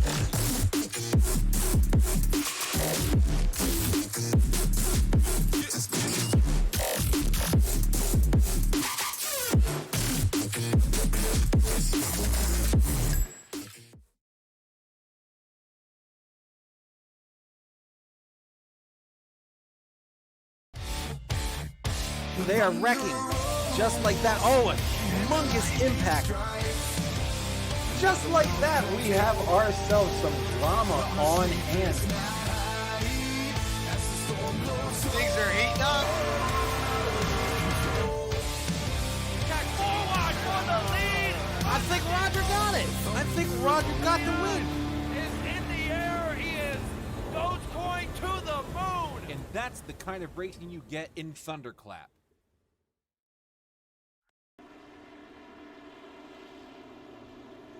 And we are back, ladies and gentlemen, for the SoBo 200 presented by TLC Garage Works. And I do have an update for you. That was just a caution for debris out there on the track. And stage 1 was actually at lap 70. So that was my bad. So many cautions, was not able to cover that correctly. But we are getting ready to approach stage 2. And at these short tracks, you know, we always talk about stage points, but survival is what matters most here. Not trying to belittle my fact that I missed the lap 70, but a lot of these guys are just trying to get themselves to the finish. You see Patrick Langley actually had to go down pit road during that stage. I think it was kind of a smart move, as you see how these pit stops worked out here. Actually, these are... Boy, the telemetry is not helping me out today at all. Looks like definitely had some damage fixed on Jake Waltman.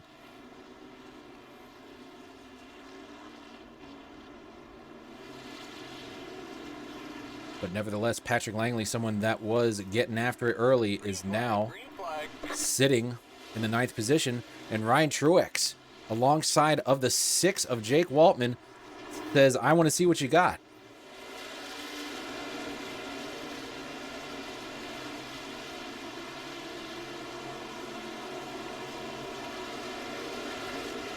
Jake Waltman almost clears him, but Ryan Truex using the high line won't let him go.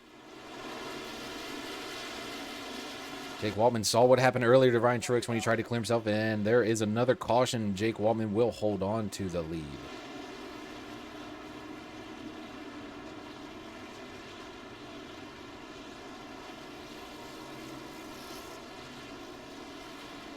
Looks like David Burns was involved in this one.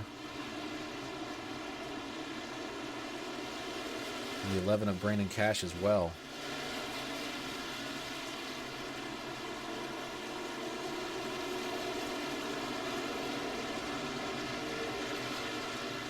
Oh, the 11 tags the 20, the slower truck, and Patrick Langley gets into him.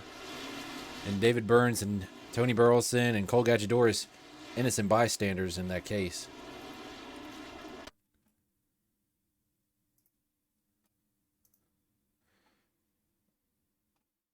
Look out the gyro cam of the 87.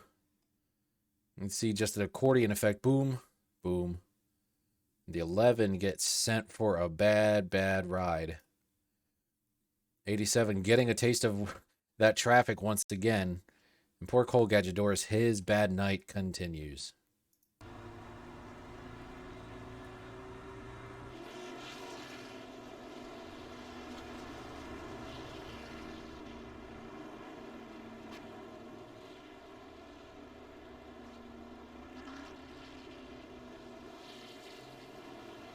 See if we might have an opportunity here to talk to one of our drivers. Actually, let's see if we can't talk to Brandon Cash. Hey, Brandon, it's Bo up in the booth. You got me, sir. Hey, Bo. It's Duke. Wrong place, wrong time there. You got caught up between Kyle Newkirk and that 20, and unfortunately you got hit from behind. Have you used your fast repair, sir? I believe you have, and how bad off are you? Pretty bad off. The number 11 Duke crew is not doing too well. Unfortunately, there's a mix-up on pit road situation. If you pass down the first pit, it will reset your fast repair. So, well, that's interesting, and maybe that's why they stopped coming here since 2003. Who knows? yeah, this place is a little weird, man. A little weird. Well, we're sorry to see your jacked up Mountain Dew machine all jacked up, sir, but go and see if you can't have yourself a good points day anyway. We'll try. All right, we'll get ready to go green here as we rejoin the leaders. Green, green, green. Jake Waltman and Ryan Truex battle it out once again.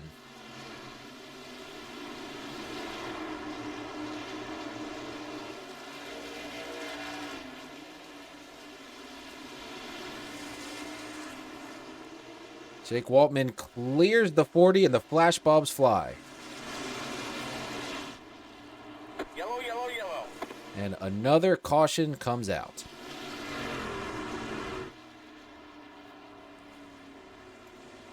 Can't see who that is back there. Looks like a couple guys involved. Tommy Allen Jr. being one of them.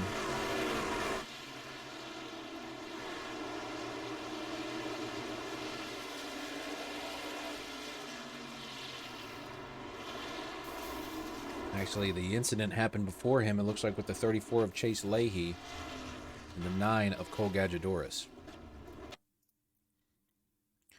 Oh, you can see they enter the corner here, and Robert Walton goes up high just a little bit. And they are 3 wide at a little track like this. That's dangerous, but Patrick Langley stays there, and Robert Walton can't get clear. And poor Chase Leahy in that new livery this week. It ain't looking so good, friend. And there you see a couple of the other guys getting involved in it as well. Tough breaks for a lot of these guys. Yeah, 66 of Robert Walton not having the best of days.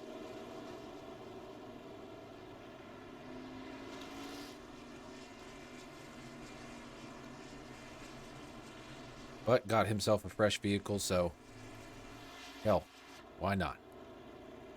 Interesting to hear what Brandon was saying, how the track is glitching and allowing the drivers to get their fast repair back. That's what it sounds like the issue is. This is honestly the first time in the Thunderclap Stock Car Invitational that we have had significant technical difficulties. iRacing tends to have all their stuff figured out. So this just adds to the frustrations of already an incredible short track with a lot of beating and banging, and creates a hell of a headache for these guys. I think that's why you're not hearing a lot of our regular in-race reporters jump in, because they are having to act as race control more than they are actually acting as drivers. So certainly an interesting new thing that we have to deal with. And I think when we come down to next season and talk about building out the schedule for the Thunderclap Stock Car Series that will be debuting in 2022, we're going to have to look at some of these tracks that caused us issues like that and see if we can't either mediate those issues or Kentucky them right off the schedule. But the TLC Garage Works almost halfway point is getting near. Jake Waltman will take him to green one more time.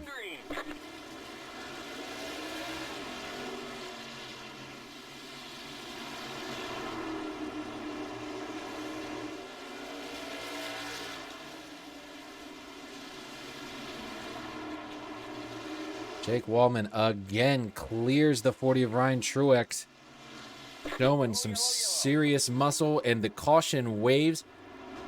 I believe that will be the end of stage number 2, and Jake Waltman is your winner. There is your top 10 in stage number 2. A lot of newcomers. Look at guys like David Burns that went ahead and got themselves some points. And if you see them move around there, ladies and gentlemen, that is just the telemetry changing it up on me. I cannot freeze it where it is. Roger Ebol got himself some points. Both of the Truex got some points. And Michael Grant, go ahead, sir. Get yourself some stage points. It's been a while since he's been able to routinely get some stage points.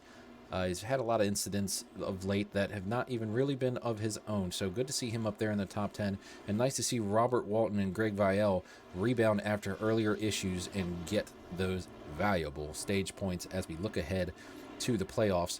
And pit lane is open. And they're coming down.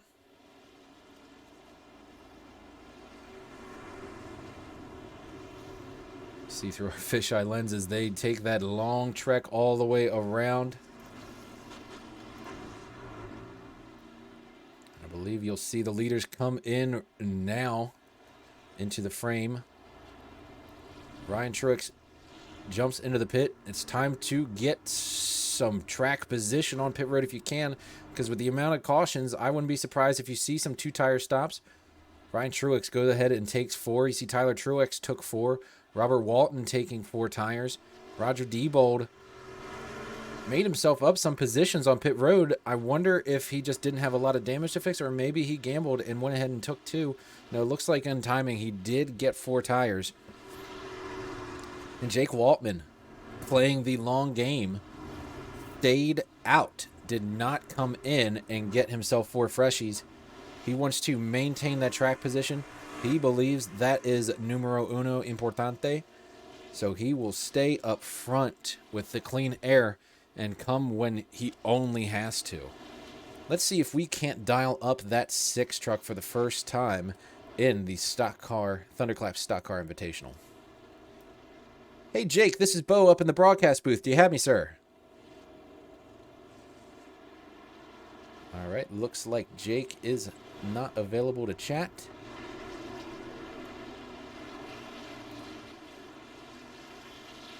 Sometimes they got that mic clicked off. Maybe he's talking with his spotter. Well, they're lining up and the lights are off the pace car and the green flag's getting ready to come out here.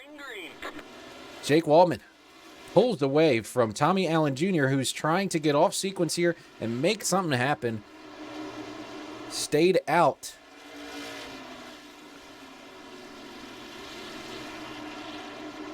And those old tires already holding everybody up as Tony Burleson says, "Sir, come on." Tyler Truex right on the outside with him, and all these trucks on fresh tires are trying to get up to the front as Jake Waltman wants to get away. Roger Diebold in that 38 back up in the front and having himself a much better day than it started out.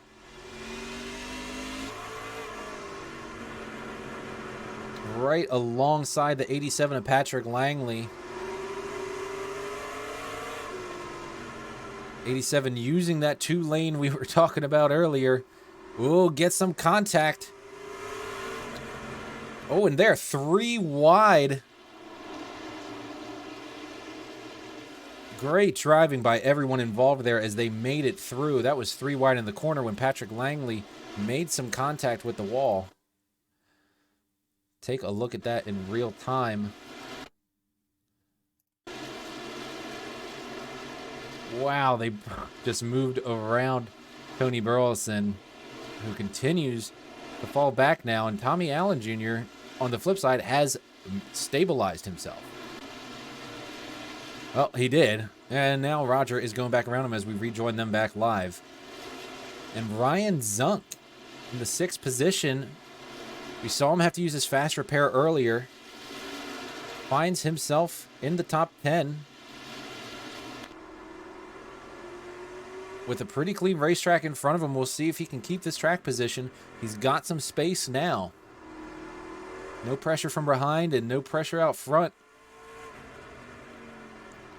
This gives him an opportunity to follow these guys that have been up front throughout the day and maybe learn a new line. See if there's something out there that he hasn't been using on the track to get him out front.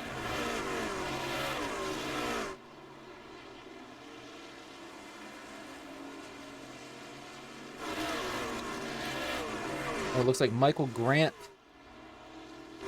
may have gone around. It looks somebody. Yeah, Michael Grant made some serious contact.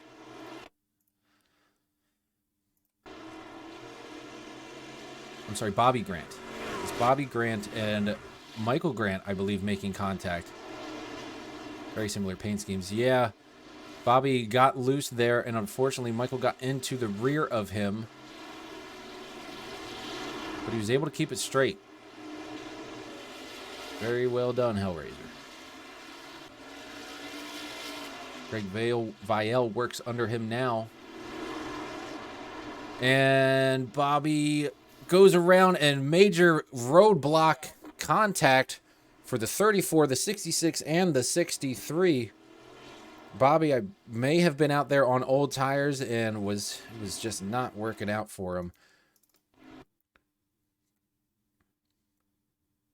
You can see that thing is just loose.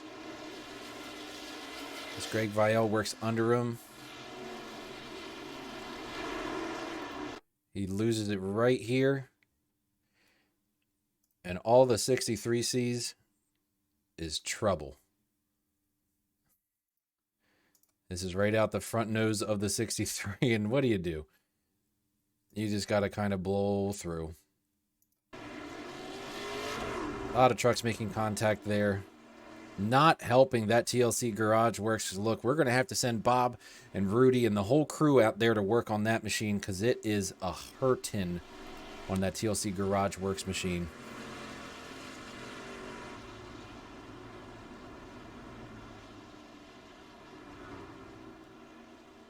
Well, we'd like to remind everybody, as some of these cars continue to head to the garage for the night, TLC Incorporated is the premier sponsor of our garage area. That's that area right over there where you see kind of near the ambulance.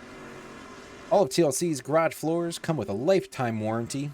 How do they do it? Well, prep work is 80% of a perfect garage floor, Bob tells me. Throw a new coat of custom colored flakes on that old concrete floor and realize that a TLC garage floor gives you more. Rejoin the 63 as he continues to stay on pit road and get that damage worked on. He's not alone as Matt Garrett is also on pit lane and David Burns was getting some work done as well.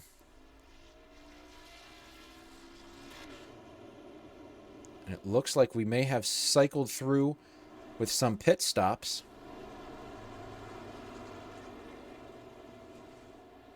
We'll go ahead and grab those up real quick. Here's them entering the pits here. For sanctity of not missing the restart. We'll see how these things shook out. As Ryan Truex came in.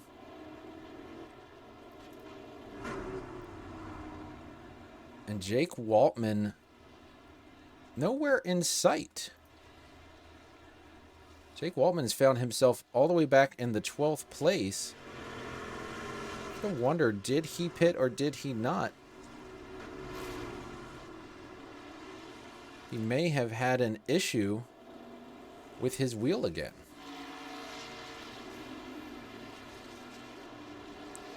Finds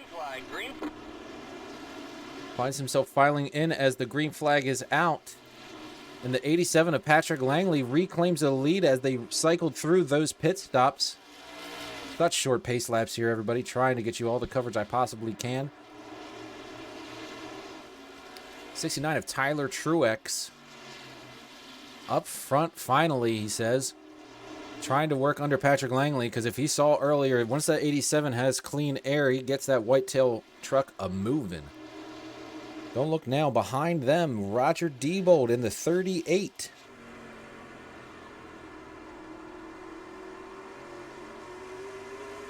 And don't look now, Roger, but behind you is the 40 of Ryan Truex.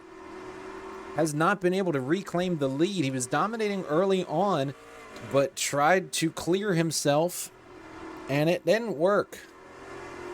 He's still out there with the same damage. I don't think he's used his fast repair. He is saving it for a rainy day, as it were. And that may be a smart move the way that things have been playing out so far. Roger gets a little too pushed into the corner there and gave a little bit of room to Ryan, but he's climbing up the track, and Ryan is definitely trying to dive on entry and see if he can't get a nose under him, but I think he's using a bit too much brake in the center, and that is keeping him from being able to make any ground on the 38.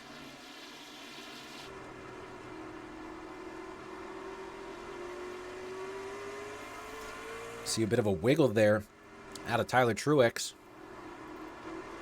He is not letting the 87 get away.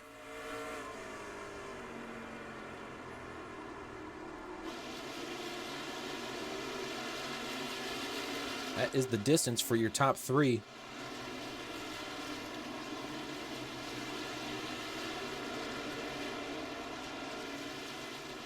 No one seems to be able to get up to the 87, just like they couldn't with the 6 of Jake Waltman, who has filed back to the 8th position. Not exactly sure what caused him to fall back there. We will try to get him on mic again, but I'm not sure that he has an active mic that he can chat with us. Moves under the 26 of Greg Vielle. And is not, that is for position. And moves himself into the 6th spot.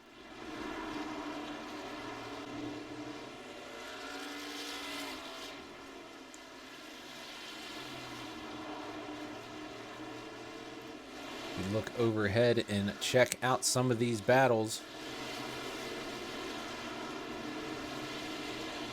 Chase Leahy still hanging in the top 10 after getting involved in so many incidents earlier.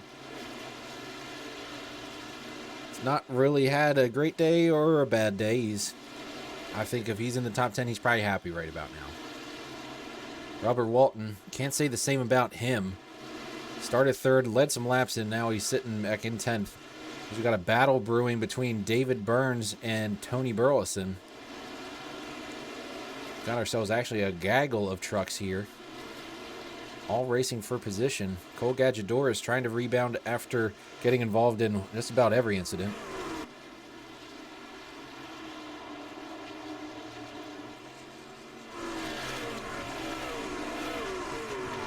Cole Gadjador clears Tony Burleson entering turns 1 and 2.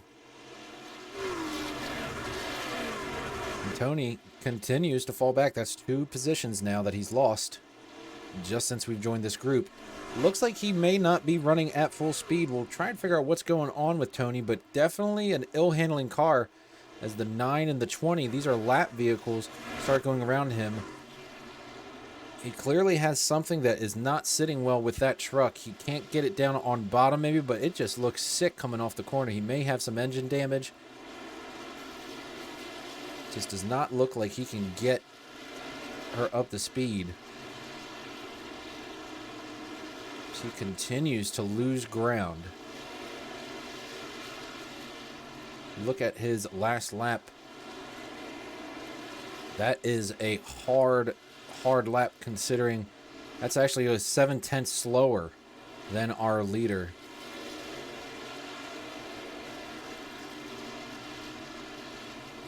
And you can see it's about a little more than half a track distance before the leaders will catch him. Hopefully, maybe he can find a caution and figure out exactly what's going on with that Kubia's Tackle 79. But I believe one of them fishing lures is going lean on him. Ding dong, hello. Hey, the clap has entered the chat. Yeah. Well, once again, misfortune for the 63 machine, man. We just cannot get this black cloud away from us out here. Sometimes I wish it was due to my own mistakes. I really do. It's just really frustrating when you try to give it your all, man, and just guys want to beat you around like a ping pong ball out there. So, but 63 machine had a lot of speed. I want to thank TLC Incorporated for hopping on board tonight. Unfortunate that we couldn't give them the finish they deserve, but she definitely had a ton of speed and early on, and just ever since that first incident, we were battling being a lap down, so just could never get it back, and unfortunately led to a DNF tonight. Yeah, it certainly was unfortunate seeing that TLC Garage Works machine all beat up quite early. And you're right. I mean, really, once you were in the first one, you just about gotten every single other one. And it led to good TV time for TLC, but still not the kind of day that Bob Carr and everybody at TLC Incorporated would have wanted. But we know that you gave everything that you had, sir. And trust me, there's a lot of sponsors and a lot of trucks out there that are not having the day that they thought they'd be having. So we've got just about 12 trucks on the lead lap now, and they're all being hunted by Patrick Langley, who back out in front, and it's really been only him and Jake Waltman who, when they're out front, are unpassable. Absolutely. And to add to that, to the thank you to Bob Carr and TLC, we had some technical issues there. That was the major issue. What really screwed us was my screen shut off. It did a video reset, and something I've never experienced before. And whole screen shut off, came back on, and we were wrecking. So just unfortunate that it gave it some motor issues, and it was something we couldn't battle back from. So mechanical failures happen in real life, and technical issues happen here in the sim world. And unfortunately, they bit us hard tonight. We were digging our way through the field. We were actually still on the lead lap and working our way back to cracking into the top 10 there. And then the screen just shut off. Even with some damage, she was still fast. So very unfortunate. But we'll have to see what leads ahead for the 63 machine, and we'll go get them on the next one. Sounds like a plan, sir. And while I still have you here in the broadcast booth, and I assume I'll have you for most of the rest of the race here, I know that we were having some actual technical difficulties from iRacing as we see Jake Waltman still trying to get under the 69 here of Tyler Truex. Can you walk us through exactly what was going on while we go through this green flag run that was causing these issues? Because the fans, they saw it here with our telemetry going back and forth. And I know we talked to Brandon earlier who was talking about issues with fast repairs on pit lane.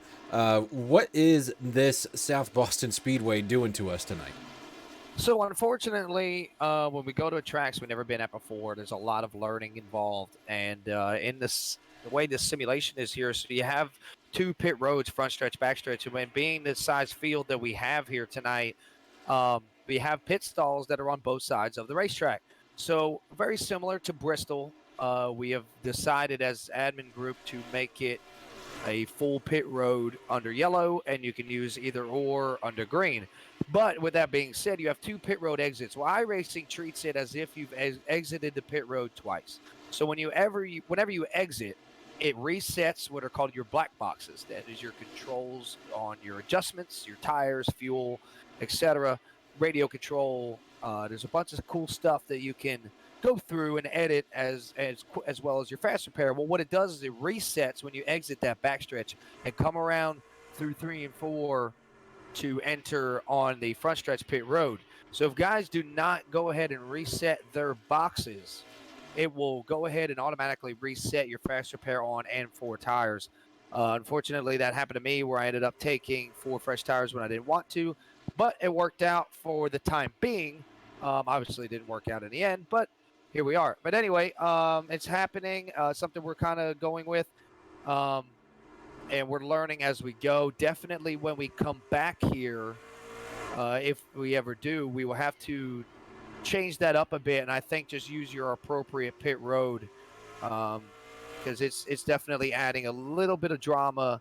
But luckily, we have Justin White up in the booth, and we thank him so much for all his hard work. He is busting his tail tonight, making sure that all the black flags get cleared appropriately and everyone gets EOL lined up. You see a lot of these cautions getting extended because 5 laps around South Boston Speedway happens very, very fast to make sure the lineup is correct. So our sanctioning body in the Thunderclap Stock Car Invitational is doing a great job in making sure that this race is run as smoothly as possible. As you see, one of the longest, if not the longest green flag run of the evening. And one of the coolest passes for the lead that we've seen all night, as Jake Waltman gave the cleanest, most kindest bump and run I've ever seen as he worked out Patrick Langley in that Whitetail 87 to get that lead back. These are the 2 best trucks out there, and they're really the only ones probably tonight that haven't had to deal with some of those technical issues here at SoBo, except for, of course, our leader now. He did have his wheel disconnect at some point tonight, so I don't know. I'll have to walk outside at the end of this race and see if it's a full moon, because it sure is feeling like a full moon kind of event tonight. Yeah, without a doubt. I mean, we talked about technical difficulties. I mean, what a night when it comes to that. I mean, you had guys, my screen shutting off, which caused us to, result in a DNF after, incidents. I mean, I jumped up 12x just from that wreck. So that was huge in the impact of my X count.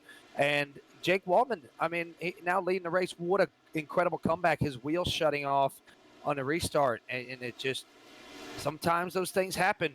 Um, Unfortunately, in the sim world, you have more technical issues than you do any kind of real mechanical issue, but a little bit of both when your wheel shuts off because she just stops. And I've had it happen to myself actually in our very first event at Dover International Speedway, in our very first exhibition race.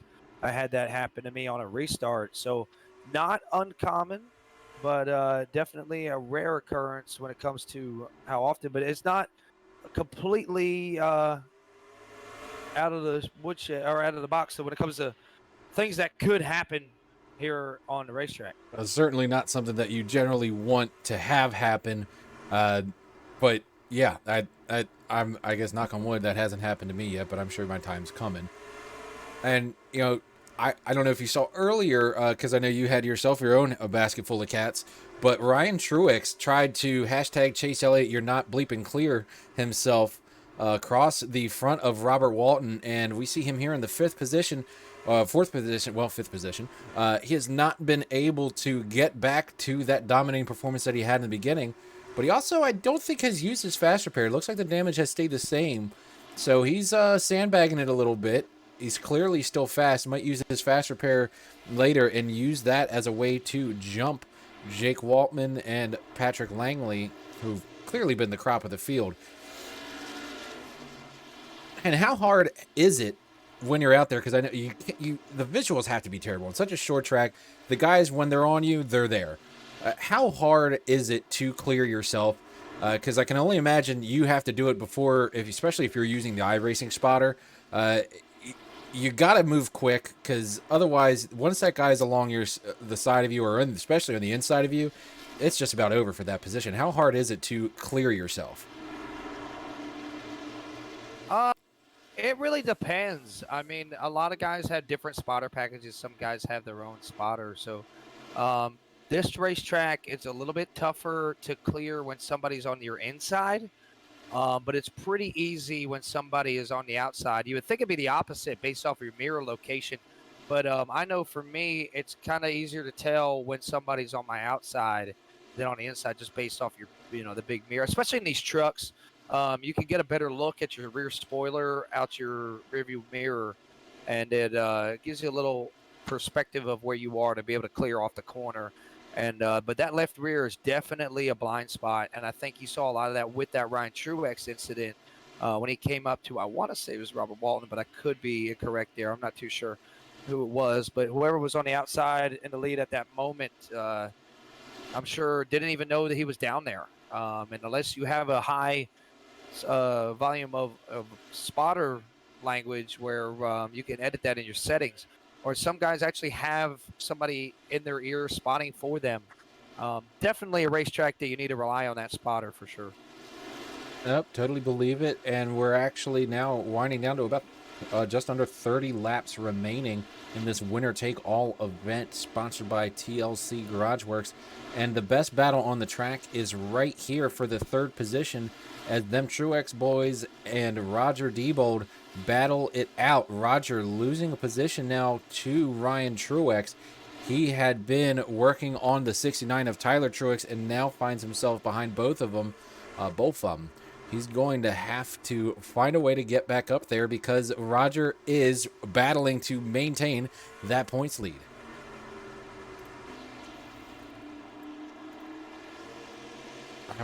You gotta hope when the 69 makes serious contact with the wall. I was just about to say you don't want a caution to come out right now if you're Jake Waltman, but all of these guys mired in traffic right now. 3 seconds, and there, Roger sends the 69 who came down in front. Looks like we'll stay green, and he just cut across the front of Ryan Zunk, who almost plowed into him. Go back and take a look at that. It looks like the 69 tried to hashtag you're not freaking clear himself.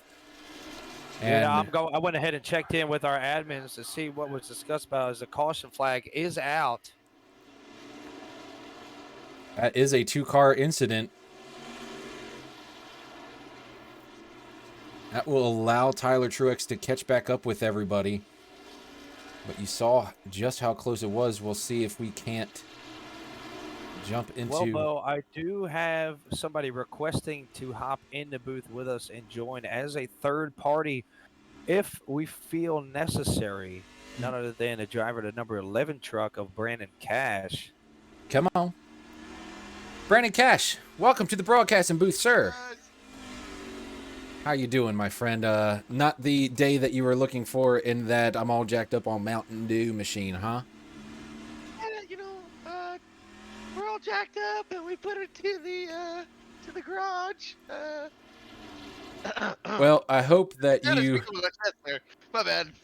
No, We're doing good. Well, glad to see that your spirits have not shrunk as you entered the TLC Garage Works garage area with that beautiful Polyspartic Polyria custom color flake flooring. But unfortunately, all that green metal of your truck is just about everywhere in the garage area, and that's not a good look for anybody. But we're glad to have you here, and as you watch now, the leaders are pitting, and Jake Waltman, our leader, is having himself some tires, and that's the big thing we were looking to see. Ryan Truex uses his fast repair. He's got a full brand new truck. He's throwing on 4 tires. He's going to lose a couple spots here, but it looks like actually he may have beat Roger out. That is going to be interesting to see as Tyler Truex, who had already used his fast repair, he gets worked on. Let me get rid of that driver drop down to show you these pit stops here. Yeah, Tyler Truex is, or actually, I'm sorry, that's Robert Walton that is still working on serious damage. There is your top 10 leaving the pit. David Burns getting damage finish. Robert Walton getting serious damage finish. He's almost been in there a whole minute. But if you're going to do it, this is the money stop. So fix all the damage you possibly can without losing a lap. And James Waltman and Tyler and Ryan... Cut! Jake Waltman and Ryan Truex and Patrick Langley. The 3 best trucks all night long. Here they are. Hang on, we're not going green. Yeah, as we see, the caution will be extended here to get the lineup appropriate to what it's supposed to be, get everybody's flags cleared and the lineup corrected. We will run as many caution laps as needed to get that done. But taking a look at this number 6 truck right now, as it'll cycle out to him being the leader with Patrick Langley, Ryan Truex, Roger Diebold, and Tyler Truex. You're looking at a stacked lineup here for this restart. A lot of talent. Before we go green, I want to take survey. Who thinks they're going to wad him up entering into turn 1 here? Ooh. Me. Here they go. Turn 4 here. Green flag, and Patrick Langley tries to get clear. We'll go to the blimp view. Here are your best 4 trucks, and they're getting after it with just about 20 to go in this thing. Patrick Langley clears the 6 of Jake Waltman. These are your 2 best trucks. You can see them already starting to climb away from these guys as Ryan Truex, with that fast repair used, he got late entry, pushed Roger up the wall. They are still side by side, and Patrick Langley loses it. Goes around the leader hard in the outside wall. Still going. We stay green, and Patrick. Alan, big wreck. 34. Number and 9. Chaos ensues in the middle of the back of the pack. Wow. Everybody's checking up there, and that was ridiculous. We'll go ahead and take a look at it. We'll jump right in to the incident that Patrick Langley had, and we'll follow it from then on. That's intense.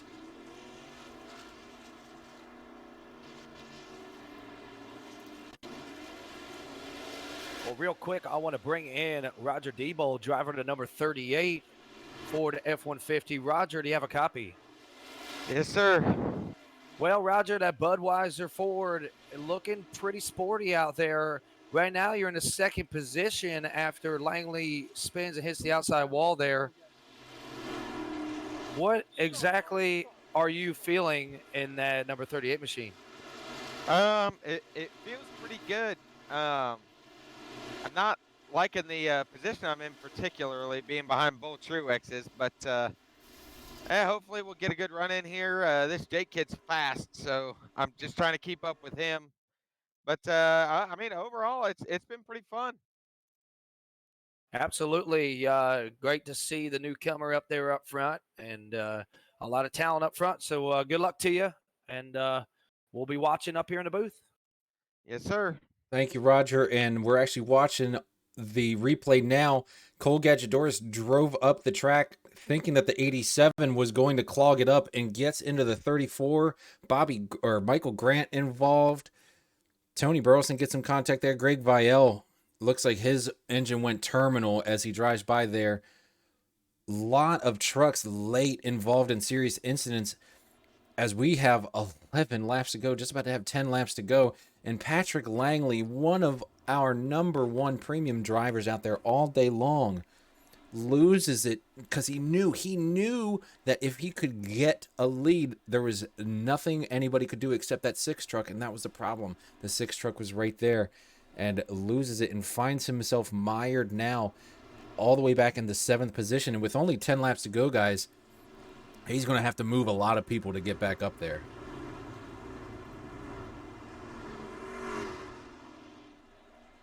Well, we're going to get ready as the lights are off. Ladies and gentlemen, we have 10 laps to go in the TLC Garage Works SoBo 200. Thank you, Bob Carr. Thank you, TLC. This is what the fans came to see as Jake Waltman takes them to the green flag. And the green flag flies, and they roll 2 by 2 through 1 and 2 clean. The top 4 still side by side. Ryan Truex looking to make it so tight for second place as he goes nose diving inside of Roger Diebold. And they touch. Contact almost 3 wide with Tyler Truex. And look at Ryan Zunk. Ryan Zunk putting himself in the top 5, but he gets moved by Patrick Langley in the 87. Ryan Zunk on the outside of Patrick Langley. And more contact between the 38 and the 40. And we are 3 wide for second place momentarily, back to 2 wide. This has given Jake Waltman way too much track for these guys. Absolutely, as Jake Waltman pulling away by a long shot to almost a second lead right now over the battle for second place. And it is heating up. 4 trucks under a blanket for second through 4th right now, through 5th, as we have Patrick Langley right there with Ryan Zunk, and a caution flag will wave. Oh, not what Jake Waltman wanted to see. As you see all of, look at that. There's 6 cars ready at any point in time to take second place. That is intense action. And it looks like the 88 of Tommy Allen Jr. involved. Oh, yeah, he certainly got himself a fair share of damage. We'll go back and see if we can't see what happened. The 26 of Greg Vielle smoking heavily. He was also involved. Oh, the 88 looks like he had a tire go down or something, and then he was just clogging up the track. Absolutely, and right before that, the 89 in the corner before that was stalled out. So I don't know exactly what happened there. I haven't seen the replay of that. But we're looking at it right now, and yeah, not sure. I mean, these could be guys that they've been involved in so many incidents up to this point.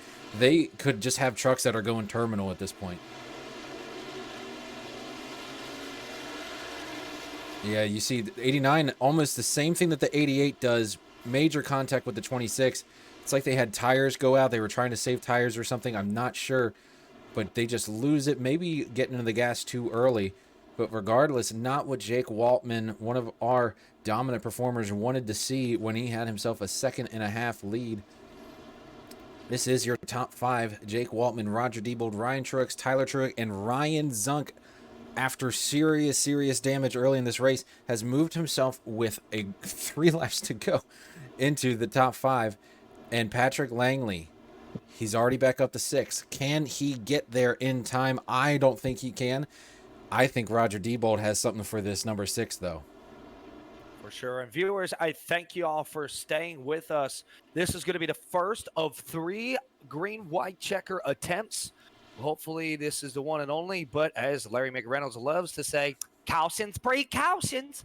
And we have seen plenty of them tonight. But a lot of hard racing. A few long green flag runs also throughout. A little mixed bag of emotion. Some on-track drama. And we bring it all every week in the Thunderclap Stock Car Invitational. And we thank you for joining. Join us next week at Five Flag Speedway in the Xfinity cars. And we are sure to bring you some more amazing beat and bang and short track action. But we're not done yet. First of 3 green white checker attempts. Jake Waltman, Roger Diebold on your front row with the Truexes behind. A rare sight for those 2 drivers in Ryan and Tyler. Pace truck pulls off, and the green flag will wave. Jake Waltman could not clear himself like he could earlier. Roger Diebold charges to the outside, trying to use that 2-lane lane. Jake Waltman clears him, though.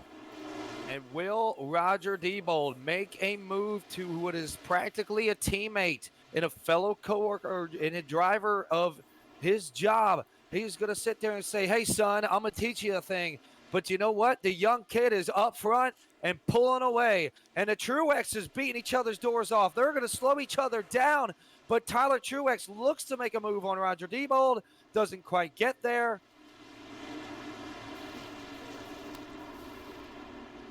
And that will conclude it with Jake Waltman. The young kid gets the checkered flag. And the Truex, Ryan Truex, wins Tyler Truex after the race. Yes, he did. Some family drama there with Ryan Truex taking out the 69.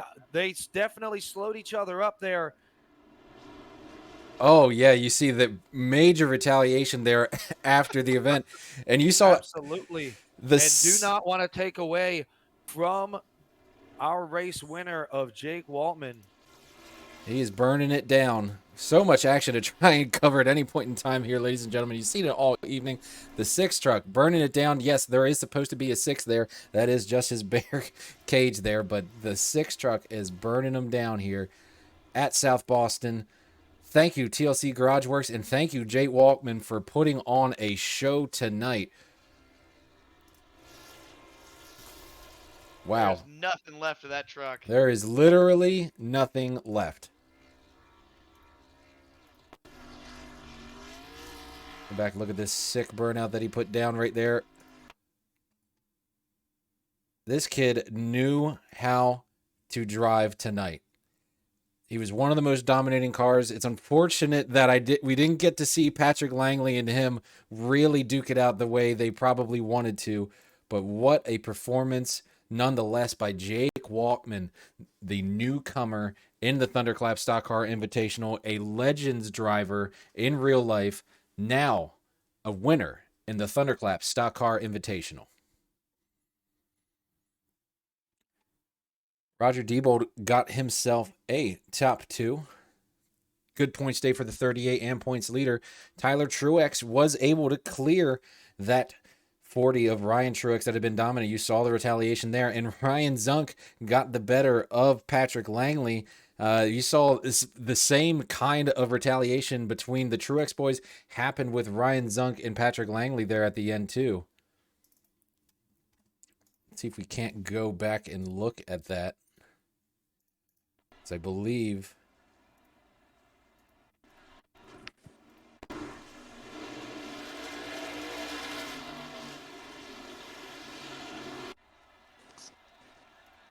well, first I want to go ahead and congratulate Jake Waltman on collecting the checkered flag here in his very first start in the Thunderclap Stock Car Invitational. He takes the checkered flag in the SoBo 200 presented by TLC Incorporated. Jake, do you have a copy, my man? Yes, sir, I do. Well, what a way to wheel it. You had some technical difficulties when your wheel shut off earlier in the race, and you had a comeback of a lifetime, and you took the checkered flag and the win in your very first start. Take us through your night. Oh yeah, I was so scared because I had to fix. The funny thing is I had a hole in my sock and I can't race without socks on. So I tried to switch my socks, and I kicked my wheel off, and my wheel disconnected. And I'm sorry to whoever ran in the back of me. I really apologize for that. It wasn't on purpose. No, but biggest thing was I was trying to save my tires. I knew that if I saved a good amount and if I saved better than everybody else, then I'd be able to drive up through them because everyone was trying to push it and I saw everyone getting sideways. But no, I'm really happy. It means a lot that I'm able to race with y'all, and thank you for the opportunity. Absolutely, man. Glad to have you. Hope to see you more often and possibly on a weekly basis. Definitely a pleasure to have you. And I totally understand technical issues, my man. My screen shut off and helped create a big one there to ruin my night. So totally get you when it comes to misfortune due to technology. So congratulations, Jake. We thank you for joining. That's Jake Wallman, driver of the number 6 machine, takes the checkered flag tonight in the SoBo 200. Hell of a job, Jake. You were a lot of fun to watch tonight in the broadcast booth. Thank you. Thank you so much. We also have with us the point leader and extending that point lead, I'm sure, with a P2 finish. Roger Debo, that number 38 Budweiser machine. Roger, you got a copy, my man? Yes, sir. Well, Roger, a night of ups and downs. Spin early in the race in stage 1, but a great comeback for you as you finish P2, doing what you normally do and finishing towards the front, battling hard with those Truexes. Same show, different week, but a newcomer steals the win from you there at the end. Take us through what it was like to go through that green-white checker finish. And now I'm second guessing my decision to bring the kid into the league if he's gonna come out here and wax me like that. That's usually how it goes sometimes. Oh yeah, yeah. Like they say, you'll have that. You'll have that in big time auto racing. But no, it was fun. It was good track, good setup. It was it's pretty loose on edge all night, but it was manageable and made for some really fun racing, really good racing. Didn't really fall off a whole lot, which made it really good on the long runs. So I mean, it just overall good race.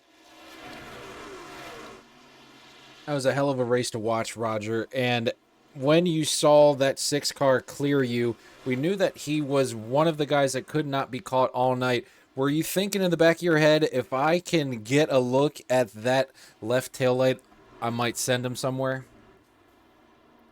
I mean, I'm not gonna say the thought didn't cross my mind, but I mean, I try my best to, if it's a racing deal, it's a racing deal. But I definitely don't want to just sail it in there and just clean somebody out for a win like that, especially when it's their first race and trying to grow the league, trying to add to the roster every week and fill the field up. So now the kid he was fast all night. He just straight up beat me.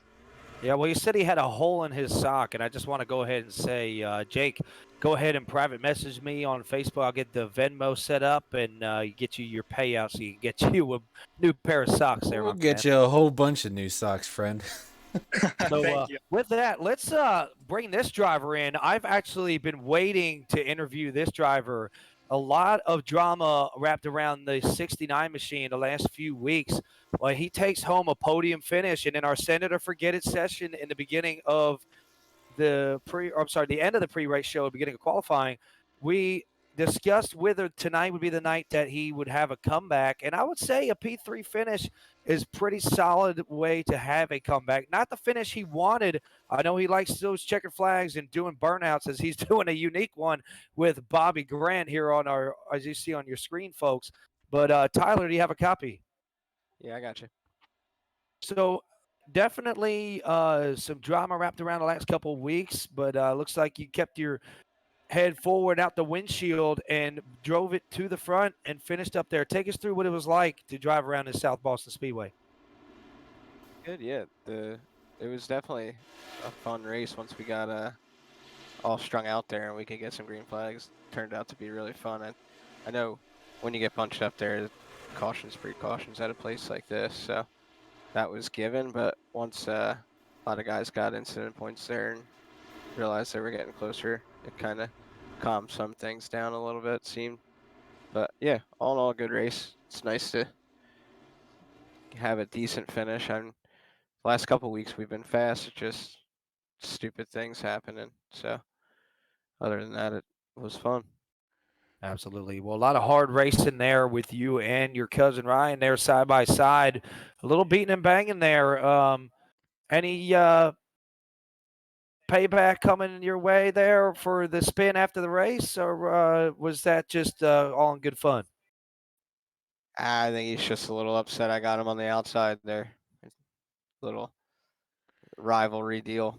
He always wants to beat me. I always want to beat him. That's why it's kind of unfortunate. The last couple weeks haven't really gone the way I feel they really should have, with just having stupid incident points and getting wrecked for no reason and not wanting to use fast repairs. The whole name of the game is to try and stay out of trouble and kind of hold on to that thing, you know. So put you in a box for these long races when you get involved in something early. So it's nice to at least have something go a little better there and have a track where you can kind of ride out the damage a little bit rather than be so aero dependent. But Yeah, absolutely. it was a lot of fun to watch. I'm glad that you were able to. I'm not to say that I was pulling for you, but I was kind of pulling for you. I wanted to see that 69 get ahead of that 40 after these last couple weeks. So it was nice to see you clear the 40 and get yourself that position here. I got to ask, being the broadcaster and put you on the spot, this El Toro Loco type thing that you and Bobby Grant had going on the back straightaway here. Walk us through that. Was that just a little bit of frustration getting cleared out from last week in Darlington, and a good way for you guys to beat and bang? What was going on there? Yeah, just letting them know it's still there, buddy. Just letting them know that it's still brewing. No, it's just all fun and I mean, it gets heated in this game. It's hard. It's just like real life racing. You don't do this to go ride around and want to sit in the back. We're all racers at heart. That's why we're doing it. So it's frustrating at times for sure when you feel you had the spot and others feel the same way. It's hard, especially it's a lot harder. I mean, I take it to heart a lot harder too with racing in real life and being put in positions in real life and then having those positions happen in the game. It's I don't know. It's hard to explain, but like I said, we're all racers at heart and we all take it to heart. So Oh, hell it, yeah. You're a hell of a talented driver. You're a lot of fun to watch on the track, whether you're beating and banging with somebody or taking the lead. We love having you here, and you've been doing a hell of a job. I hope that this right here in this top 5 is the kick you need to get back in the winner's circle, sir. And we thank you for jumping in the broadcast booth. need to get back to them intermediates, and me and Ryan will be duking back in the front. But these short tracks are hard. There It's you tough. go. 2 more weeks, and then you'll get your wish, sir. We'll be back on some of those bigger swooping tracks for you. Sounds good. Thanks for having us. Thanks for all you guys do. I know it's been hard the last couple of weeks with adding a race director and stuff, and it's definitely added a lot more to it. So I know it's been tough behind the scenes. So keep up what you guys are trying to do here. Well, thank you, sir. We certainly appreciate it. And you go have yourself a good points day beer, and we'll talk to you soon. Yes, sir. I got to report to the hauler. That we wouldn't have short tracks any other way. Everybody should just go sit down in the hauler. Well, Justin, Brandon, final thoughts here. I mean, it was an absolute mess early on, and then we get what I would call one of our most exciting finishes of the year, as we had the best trucks out on the track. Get some of them getting into incidents like we saw with Patrick Langley. Heartbreak there for that guy. And a newcomer taking the W. It was going to be one of our Senator Forget It questions, and I'd have beat the house on that one. What did you guys think about tonight's insanity? Well, I think we got exactly what any race fan or fan of short track racing, for that matter, would have asked for. I think you had a combination of carnage and hard side-by-side racing. You got a couple guys, with some frustrations. And what's a short track race without a couple guys called to the hauler after, right? So, I mean, when you look at it all in all, I think start to finish, there's obviously some room for improvement every week, but pretty solid short track race, and definitely lived up to the expectations. We talked about tonight was going to be beating and banging, and you're going to have to keep it clean to get to the end, and definitely some clean racing up front amongst your top 5. When you look at the True X's and Jake and Roger, definitely very, very impressive the way that they were even able to get wrapped up in carnage and bring it back. So I think all in all, we got what the fans wanted. I know as a fan, I got what I wanted. That was a hell of a finish to a lengthy event that had a lot going on. This South Boston Speedway did not disappoint, and I don't think it's not gonna slow down, because we're getting ready to go to Five Flags, which is a very similar track and just another one of those kind of gladiator coliseums.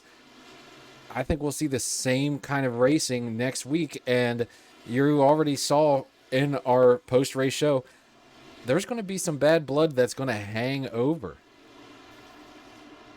Yeah, absolutely. I think, even in real life, what better place to hash out your frustrations than at a short track? So 2 more weeks of it, ladies and gentlemen. So stay tuned.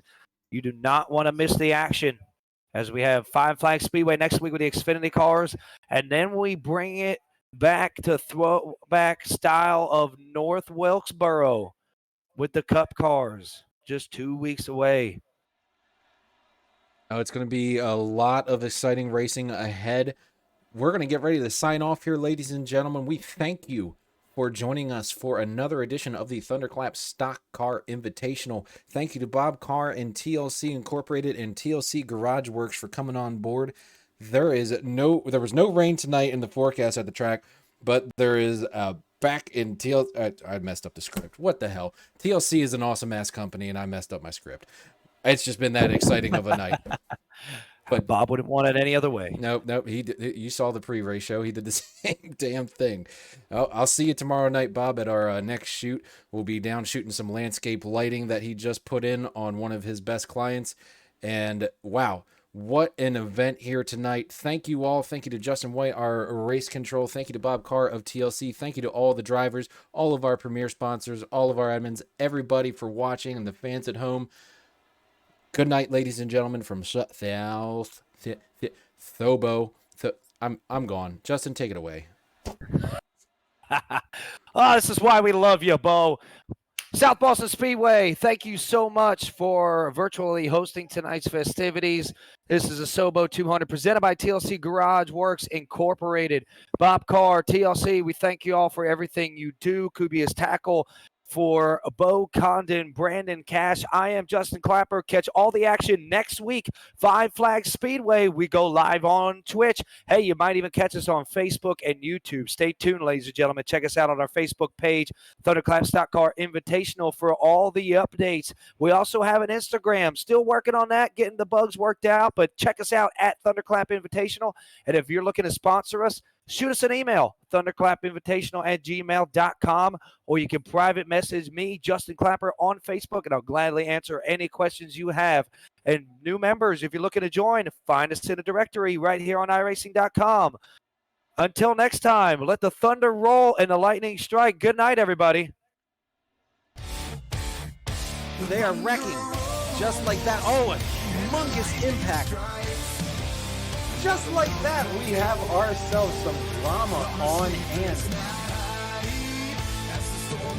Things are heating up. Got forward for the lead. I think Roger got it. I think Roger got the win. Is in the air. He is Dogecoin to the moon. And that's the kind of racing you get in Thunderclap.